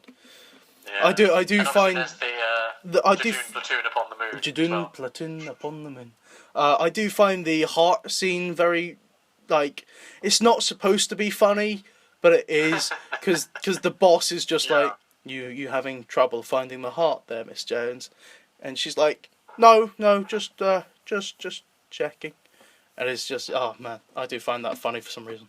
But yeah, oh man, briefly saying, fucking Lucifer is Martha Jones' fiance before she gets married to before she gets married to Mickey. Like, he was in The Last of the Time Lords. I completely forgot about that. That's where I know him from. He's Lucifer. Yeah. Because I'd never seen him in anything of his American stuff before Lucifer, and then I know him from somewhere. Doctor Who. Yeah. Every British actor's been in Doctor Who. Of course, man. Or Harry Potter. I'll get there one day. Yeah. I mean, not Harry Potter, but Fantastic Beasts counts, right? That'll do. Oh man. Why not? Okay, so Donna's season. I have to say, because I'm very bad, I preferred the finale, of course, with everyone. Yeah. I mean, it's And a huge payoff. It's everyone. That boss man. You know as soon as you see the opening titles, which is David Tennant, Catherine Tate, Freema Agyeman, John Barrowman, go with through them Elizabeth so fast, Sladen and Billy Piper, and then the Torchwood team at the time, which is Gareth David Lloyd and Eve Cooper. No, not Eve Cooper. Eve Miles, Gwen Cooper, Eve Miles.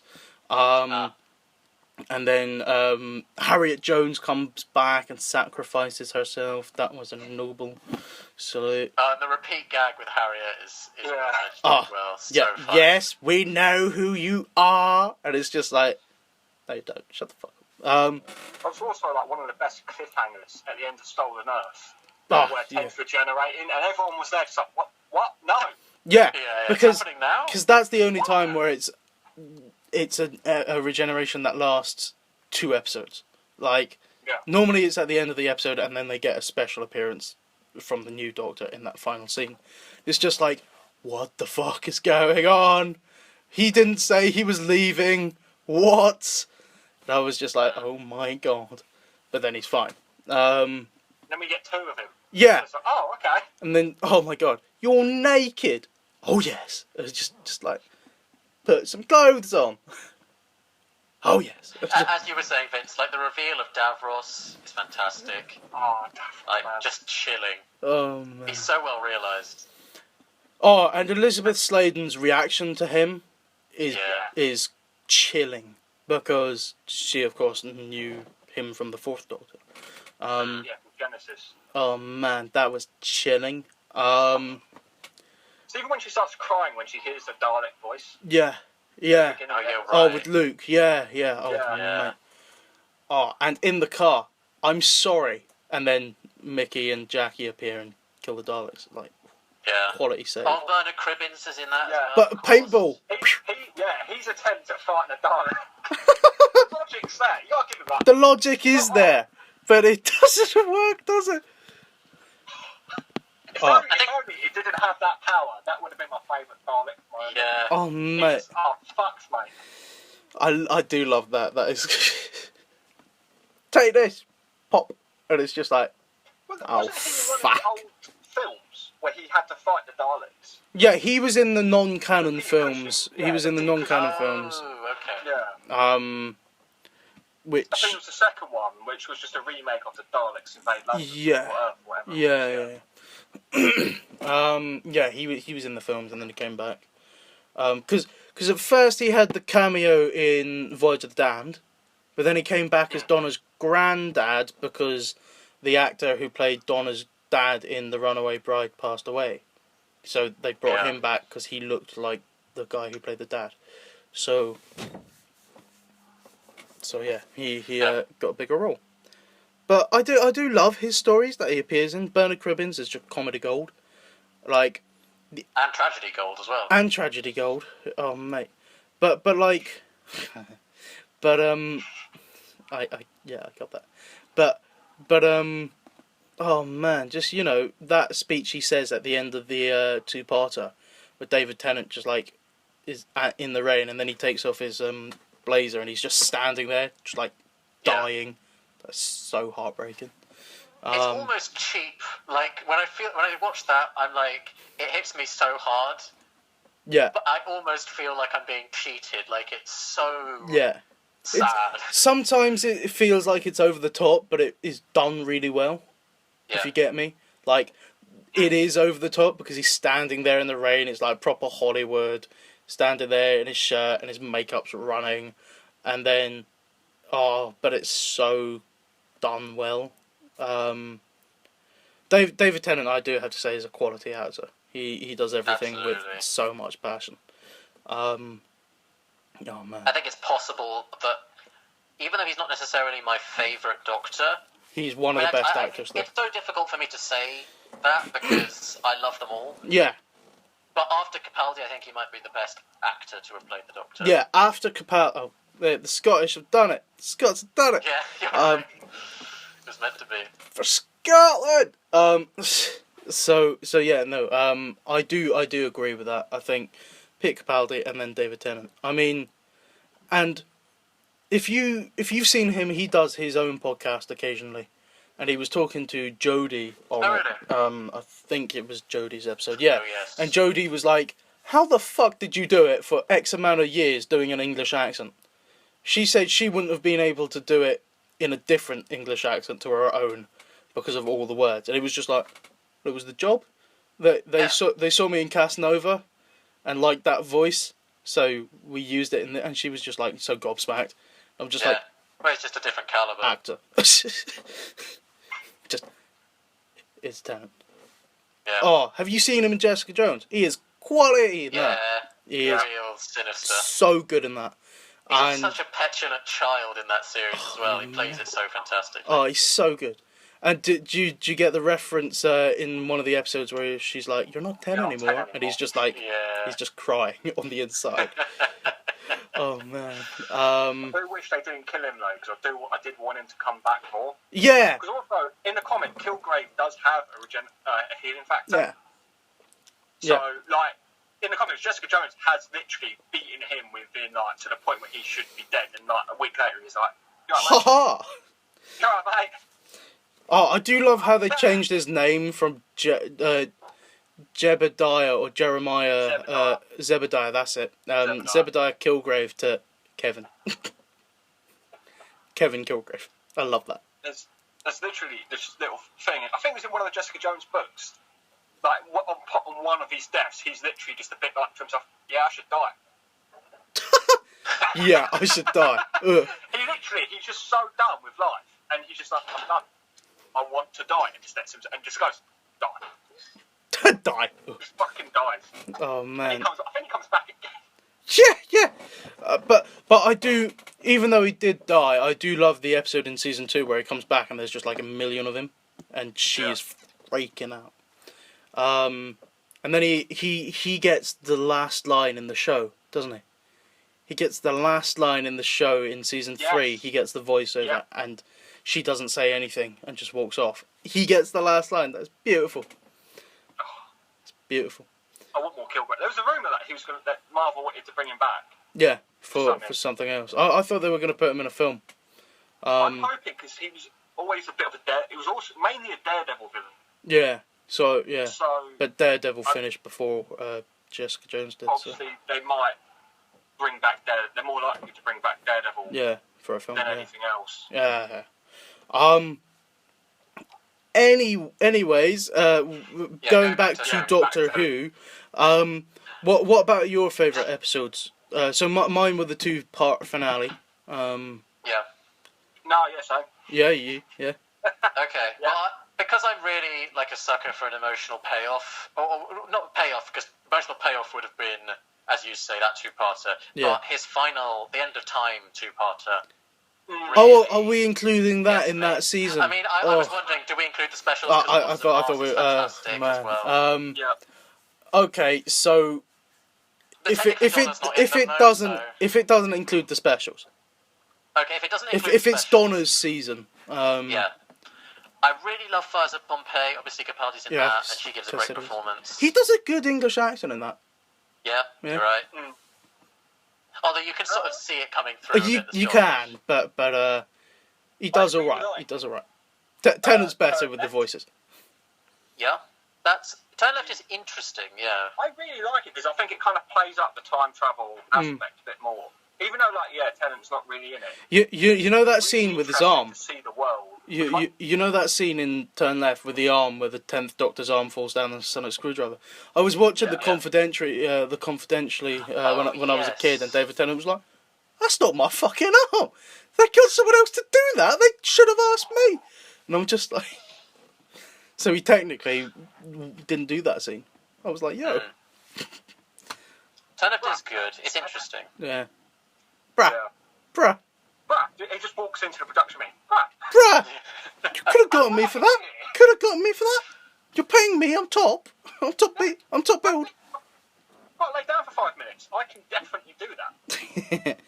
Yeah. Also, is that the season with Doctor's daughter?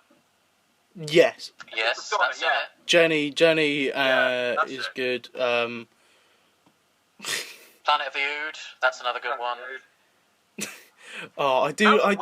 Ending to that is a weird one where he just a bit odd. It's like, is that how they reproduce? Is it a virus? That's weird. I don't want to think about it. No, I do find it funny in terms of Comic-Con because they were like, oh, I know this. Yeah, and it's just like to Peter Davison. It's like, what's the weirdest gift your one of your fans has given you? A grandchild, and it's just like, oh my god. Because for people listening who don't know, the actress who played Georgia Moffat, who played the Doctor's daughter in that David Tennant episode, is also married to David Tennant IRL, and is the daughter of Peter Davison. The Doctor. So she is the Doctor's daughter in the sense of 5th Doctor's daughter and TV 10th Doctor's. But is also the 10th Doctor's wife. Yeah. So when that grandkid's old enough, he's got to come into it in some capacity. Yeah. Yeah. He's got to. That'll be fun when that happens. Oh mate, yeah, he'll be the like 25th Doctor. Yeah. Oh man. Fuck it, make him be But a Dalek. no, Just put fun of it. Ty Tennant is Master. becoming an actor. He was in the Tolkien film, as a side character. Yeah. So Who's that? Ty Tennant, one of the kids of Oh. David and Georgia. So he could do Doctor Who because he's becoming an actor, whereas the others aren't. So Yeah. he could do it. He could bring it back. Tennant's era. Okay, so the specials. Out of the specials, we've got Planet of the is it Dead? Planet of the Dead? The Easter Yeah, I one? think so. The bus, yeah. Yeah. And then we got, I think definitely the weakest of the specials, even though it is good. Yeah. It's fun. Waters of Mars. Yeah. I do love Adelaide as a guest star. I do love the yeah. And then of course the 2-part finale. Yeah. Waters of Mars is really strong. Like Yeah. it sort of is That freaked me out as tragedy well of the Doctor's from life. drinking Yeah, water. you're right. That freaked me out from drinking water for about a month, Yeah.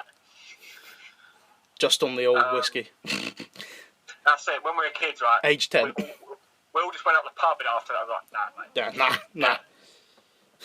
Just stand there, let water dribble out your mouth, just be like, yeah. Oh my god, I'm Perfect changing. cosplay, Black eyes. Oh man. But yeah, no, I think, I don't know, I do love the 2-parter in the sense of we got some great characters back for the finale, but also Timothy Dalton as Rassilon. He is quality, and David Harwood from Supergirl appears in those 2 episodes. Even the Brits want him to do it. Businessman, isn't he? Yeah, Joshua Naismith. But even the Brits want him to do an American accent. Man, yeah, no, I do like the story, and of course John Sim. Anything with John Sim is quality. I do love the story in the second part. I think it's the second part where the Doctor's tied up in the chair. Wilf is also tied up in the chair, and the Master's like going through his jacket because he's like, "That's a phone ringing. That shouldn't be happening." Yeah. And he finds the gun, and he's like, "Oh!" Chucks it around. And Yeah. he's like, Oh, look at this. What if that goes It's off? that meme from IT Crowd. Oh, look. Oh gun. wow! I found a gun. Gun. Ah, my grandfather's service revolver. Oh, and that note, which is like, Douglas, you have found your grandfather's service revolver. As you know, I jumped. As you know, I would have taken my life using this gun, but as you know, in the end, I jumped out of a window. And it's just like, what? I do love that joke. It's just like, in the end, I jumped out of a window. Yeah, I mean, I do love that episode, and the story where they're telling Wolf about the untempered schism, because that originated in Sound of the Drums, but then they brought that back and brought that full circle, and I do like that. What about you? I also, I think that's my it's favourite. a bit of a darker joke, but I do like how they make the nod to the Master. When Master starts talking about the Master race. and he's blonde and he's white.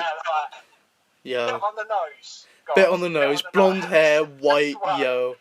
Is this what, like, they don't give a reason the Master's blonde now, just because they wanted that? Yeah. Proper Aryan. Oh mate. I just imagine the Master was just there, like, dyeing his hair in like an off scene, just like. I mean, joke for the joke. But the Master's really well done in that as well. I think that's sort of. Yeah. I like him when he pops up again in Capaldi's era. But Oh, I do like him. I like that bit where like Capaldi's doing that final speech to him, and then he's like, "You see this face? This is the face of someone who did not listen to a word you said." Laughs and then but walks he is off. a bit sort of cartoonishly evil in that, Yeah. whereas in this, he's just this proper sort of psycho. chaotic Yeah, force he's proper psycho. who is sympathetic. I always remember the moment. But then he with the musical sacrifices scene. himself at the end, and he does You're right. become a bit good. And you're like, okay, he becomes a bit good, fair enough. And then Missy comes along, and you're like, okay, she becomes good, more or less. And then it's just like, John Sims like, you know what, fuck it, I'm evil. That benefited me not wanting to save you. And it's just like, And then and then Sasha Dwan. Like I do love how nutter he is, because it's just so over the top.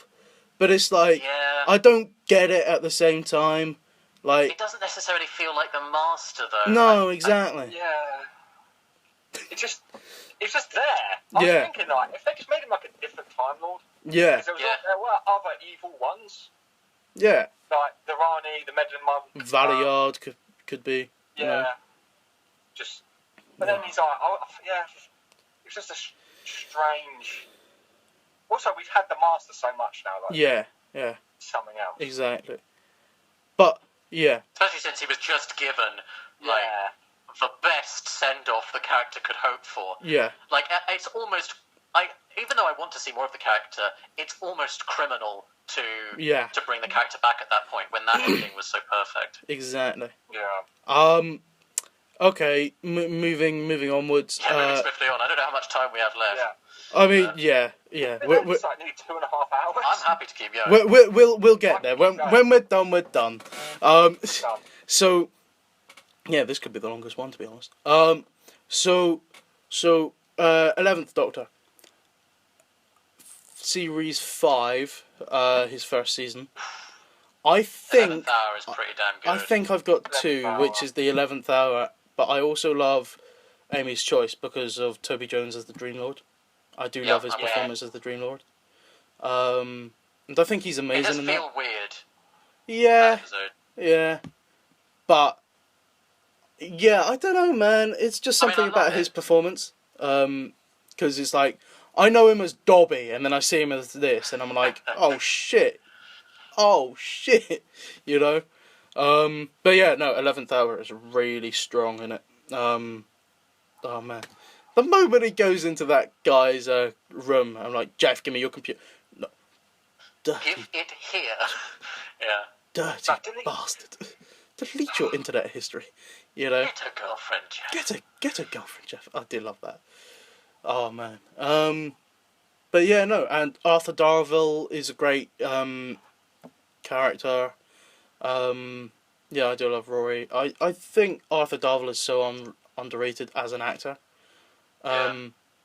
Because I've you know, you see him on Doctor Who, and if you see DC's Legends of Tomorrow, he's great on that for the first couple of seasons. But he does a lot of theatre, and he's a musician as well. And his music work and theatre work are just phenomenal.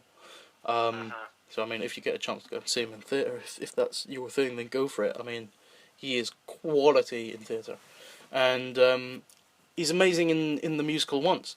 He was quality in that, and yeah, great in Broadchurch. Good actor. Anyway, moving on to the next. I mean, we don't have to list every fucking season, but I mean, like, no, you know, an overall Matt Smith vibe. You know, maybe don't say the 50th because that is quality. It's cheating. Yeah, but I do love the name of the Doctor, and I do love the time of the Doctor. Yeah. Oh, and I do love A Christmas Carol with Michael Gambon. I love Dumbledore in that. Good. Oh, he's easily the best Christmas special in my opinion. Best Christmas special out of all of them, man. Out of all of them, I love that episode. That's quality. And Grant, as you were saying, is in Name of the Doctor, and he manages to provide an actual menacing presence for a disembodied intelligence. Yeah, the great intelligence. Impressive. Yeah. And Ian McKellen voiced the great intelligence in the original Richard E. Grant episode, didn't it? Matt Smith turns up as Sherlock. Oh man. But actually, I really like that the Bells of St. John. Oh, the Bells of St. John. That was like the first thing on TV I saw with the Shard appearing. That was made just as the Shard was made. And they rode up the side of the Shard on a motorbike, and I was like, oh shit, that's new. Yeah. But it's also the first appearance of Matt Smith's new outfit, which was my favourite. I do like that jacket and the stopwatch on the waistcoat. I do like that jacket. I mean, when you meet me, you'll realise I've partially modelled my look on that. Just because when I was young when that episode first came out, and I know that from the times we've met now, and I'm like, oh shit. that purple coat, it looks so good. It's great, isn't it? So crisp. He has this boy professor vibe around him. Yeah. It's so good. Oh, I love the professor vibe that he does give in it, because Ace calls him professor, and then he, the show started off as an educational show about history and science, so the future was science and history was history, and then David Tennant becomes a physics teacher in School Reunion for an episode and a history teacher in the Scarecrow episodes. Yeah, go. Capaldi is the professor. And Capaldi becomes a professor. I was getting there chronologically, man. Getting there. Yeah, chronologically. But yeah. What the audience wants to hear, mate. They don't even listen to this shit. What are you talking about?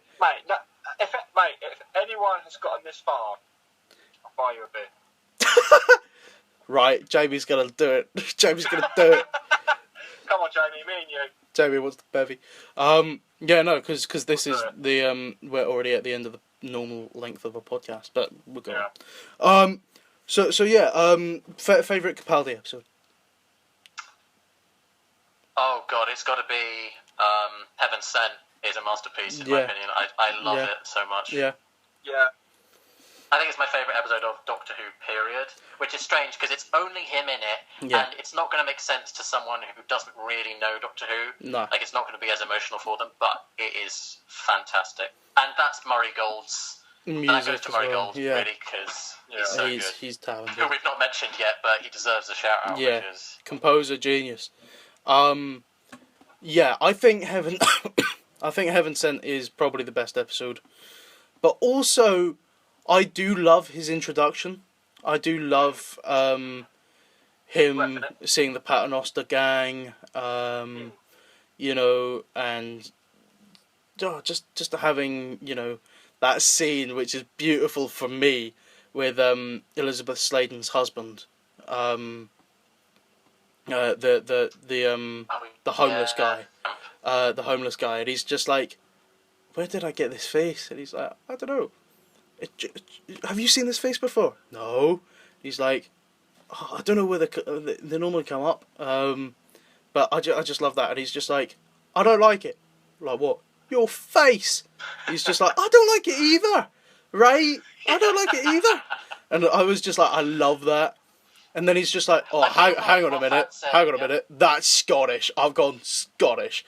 He's like, yeah, you are Scots. And he's like, that's great. I can complain there. I can really complain about things. And I'm just like, that is so true. That's so true. And I definitely feel like Moffat told him, go full Scottish. Just do it. Oh, that is Scottish. That line was so well done. I think there was even a script. He was just like, just do what you got to do, man. Just go in. Go on.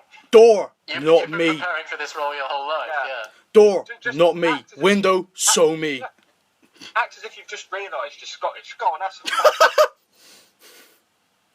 Oh, if someone told me that, I'd fucking jump it around. And it is so fantastically written as well. Because that moment when he sees himself in the mirror, and I believe the line is, "Who frowned me this face?" Who frowned me this face, It's so good. Who frowned me this It's so face. good. And the banter he has with Clara in the restaurant as Yeah. well, it's all... Nothing's more important than my egomania. Oh, just like... Oh, and that bit about Amy wouldn't have this problem, about the legs. Amy wouldn't have this problem. Who's Amy? What? Yeah. I love the conversation between him and the clockwork Yeah, guy. at the end. Where he's going on about like the broom. Yeah. And he's also just there, like, he's basically just made it very clear, I'm going to fucking kill you in a minute. Yeah. This guy, like, do you want a drink? Because... Yeah, do you want to... Yeah, exactly. Question. I'm If gonna you get a have broom appreciated that, and but replace the Mate, broom... little reference for you. I have used that line a few times in my life. I'm not gonna lie. Oh, mate. Not necessarily threatening to kill someone, but...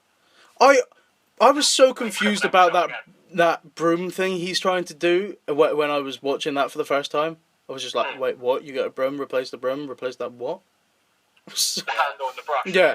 I was like, is it the same broom? I was like, Maybe. Whoa. Whoa, mind What's blown. great about that is he's talking about himself as Yeah.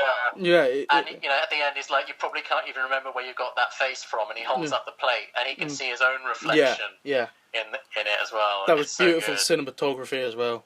Yeah. Mm. Oh man, yeah. I mean, Capaldi, just full stop. Following on from Smith was such a tough job. Yeah, yeah. And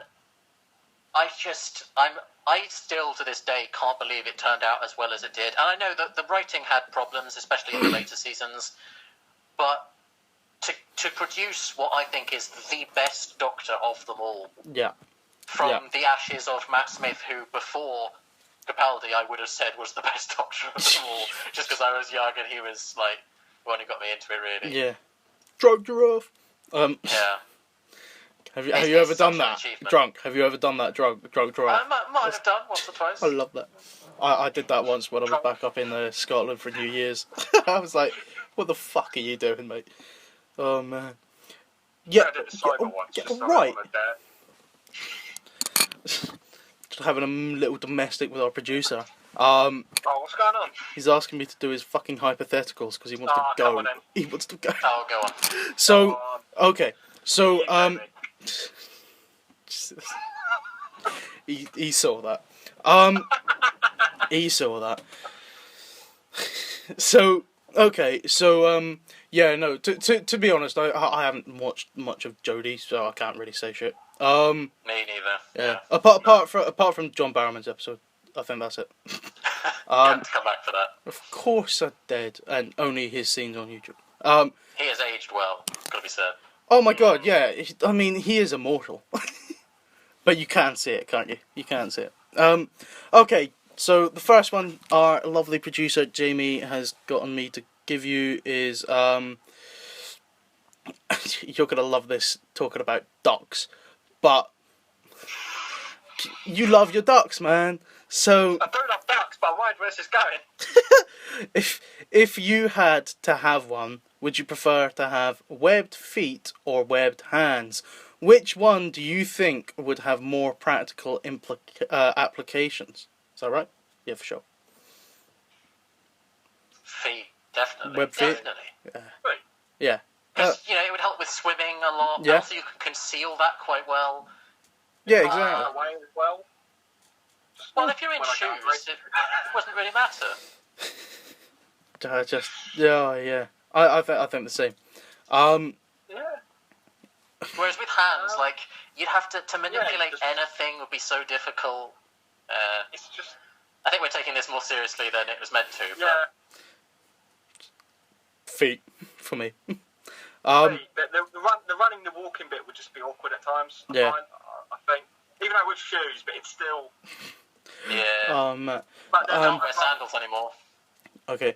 well, I'm exempting myself from the next one. that's the life, mate. Yeah. That's it is. Oh mate. I'm exempting myself from this one because I fucking do it already. If you have to change your Webbed feet. What? no, this new one. I'm not gonna answer it because I do it already.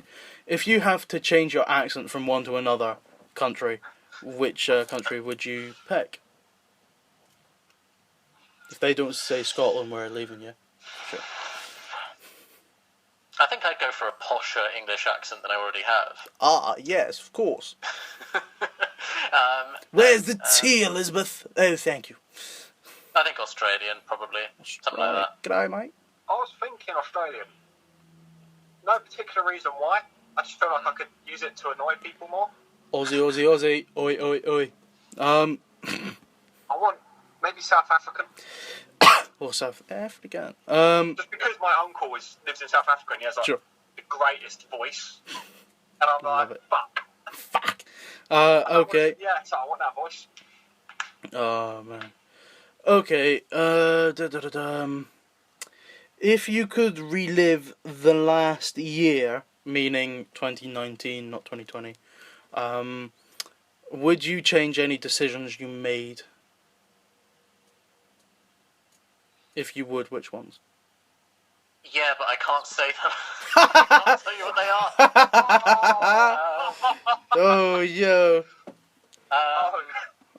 yo. Lad. Legend. Bruh. I don't know. You can't say Nothing shit. really, Legend. nothing really happened to me in 2019. Like, I got a new job. That was pretty much it. For sure. But it was A shit job. better than the job I had before that I really hated my previous job. Hmm. And that's really, yeah, mate, that's how fucking shit it was. And is it the current job that you've got now? This. I'm not particularly fond of my current job, but I fucking hated my job before that. To a point where I did tell my boss to get fucked down the phone with a bunch of customers. And I didn't get fired. But I was so pissed off at him, I was like, I'm going to quit in a minute, get fucked. I love that. And weeks later, he's complimenting you for some reason. Weeks later I quit. Okay. That, I was like, Joe, I fucking hate you. Fucking hate you. Oh, yeah. I quit. Jamie my appreciates current that job, honesty. Jamie appreciates that honesty, and he's going to leave all of that in. Do it. If the guy who is listening to this... Is your Xbox. yeah, if my ex-boss is listening to this, Bruh. I don't apologise for saying that. Okay, final one, and then we'll wrap it up. So, what's the one movie you'd enjoy, or TV show, you'd enjoy being trapped in the most? And if it's not your favourite movie, what's your favourite movie as well? Well, movie, Star Wars, TV show, Doctor Who. I mean, Hey! my favourite things. These are a few of my favourite things. I don't know, I feel like if I was in Star Wars, I'd probably die in the first 5 minutes. That's what I was thinking. I'm choosing a TV show that is very not gonna kill me. Like, if I was in Doctor Who, I'll just be that character who died. Like, his whole point is, I'm just a red shirt, essentially. Yeah, the red shirt from Star Trek. Cold open death, yeah. Yeah, like... Dinosaur Jedi from Star Wars in Episode 2. Yeah, if I was in Star Wars, I'd be just a rebel with Darth Vader just chokes to death. Oh, Right. bro. I'll take that. Yeah, I wouldn't get to be anything fun like a Mandalorian. You could be Baby Yoda. Nah, much more annoying. Okay. I would choose Community, because then I'm not gonna get killed by like people with lightsabers or anything. But it's quality because the cast in it is class. I think, for series-wise. Yeah, TV series-wise. show, it would Community. be Community. Yeah. Film. Ooh. What would it be for me for film? I want to say something cool, but I don't want to die. Yeah, it's like, I'd love to be in Aliens. Yeah, I also don't want a chest burster. Fuck it. You know what? I'm not gonna die, but Tag, starring Jeremy Renner. Oh, we should do that. Oh my god, do you want to do a film where we play Tag? A night out where we just play tag. I don't want to do it as a film, I want to do it as a night out. You want to do it on a night out? I'm done. I'm so done. Except when I get tagged by Christine, she's just going to slap me. Tag! Yo. We had to bring that joke in. Oh yes. So I really don't know about film, to be honest. I say favourite film wise. Tag for me, mate. You ever see the film The Guest? Who's the star? It sounds familiar. I forgot his name now. Fuck. Any other big roles that Dan he's been in? Stevens. Dan Stevens, that's him. Hey! The Guest with Dan Stevens. It's such a strange film because the first half of it is like this really emotional. Like it's about this guy. His mate dies in the army, so he goes and stays with the family. The first half is this, and then the second half is a homage to 80s slasher films, and it just switches. Oh man. And I fucking love it. Okay, cool. So, quality hypotheticals from our producer Jamie. Yeah. Yes. Yeah. Yeah, you're Right. acknowledged. Yes. You're acknowledged. Yeah, well done. Still muted. I love it.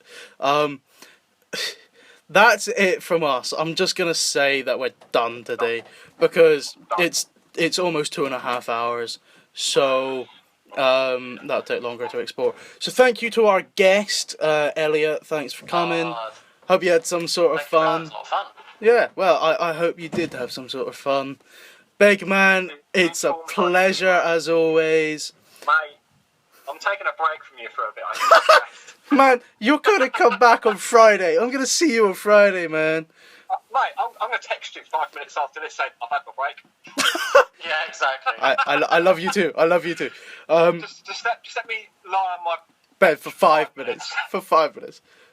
Let me have a beer. Yeah, for sure. Maybe I won't speak to you on Friday because you might be meeting in person, and I'm not gonna be able to go. I don't know what's going on. Who knows? I have a feeling there's going to be two separate things. Some people are going to meet in person, some people be on the call. Yeah. I Who knows, don't know. man? I honestly have no idea. Who knows? I might follow. Yeah, whatever. Anyway, thanks people for listening. This has been 2.5 hours of Topical Madness with Vince and Seb and guest Elliot. So, see you soon.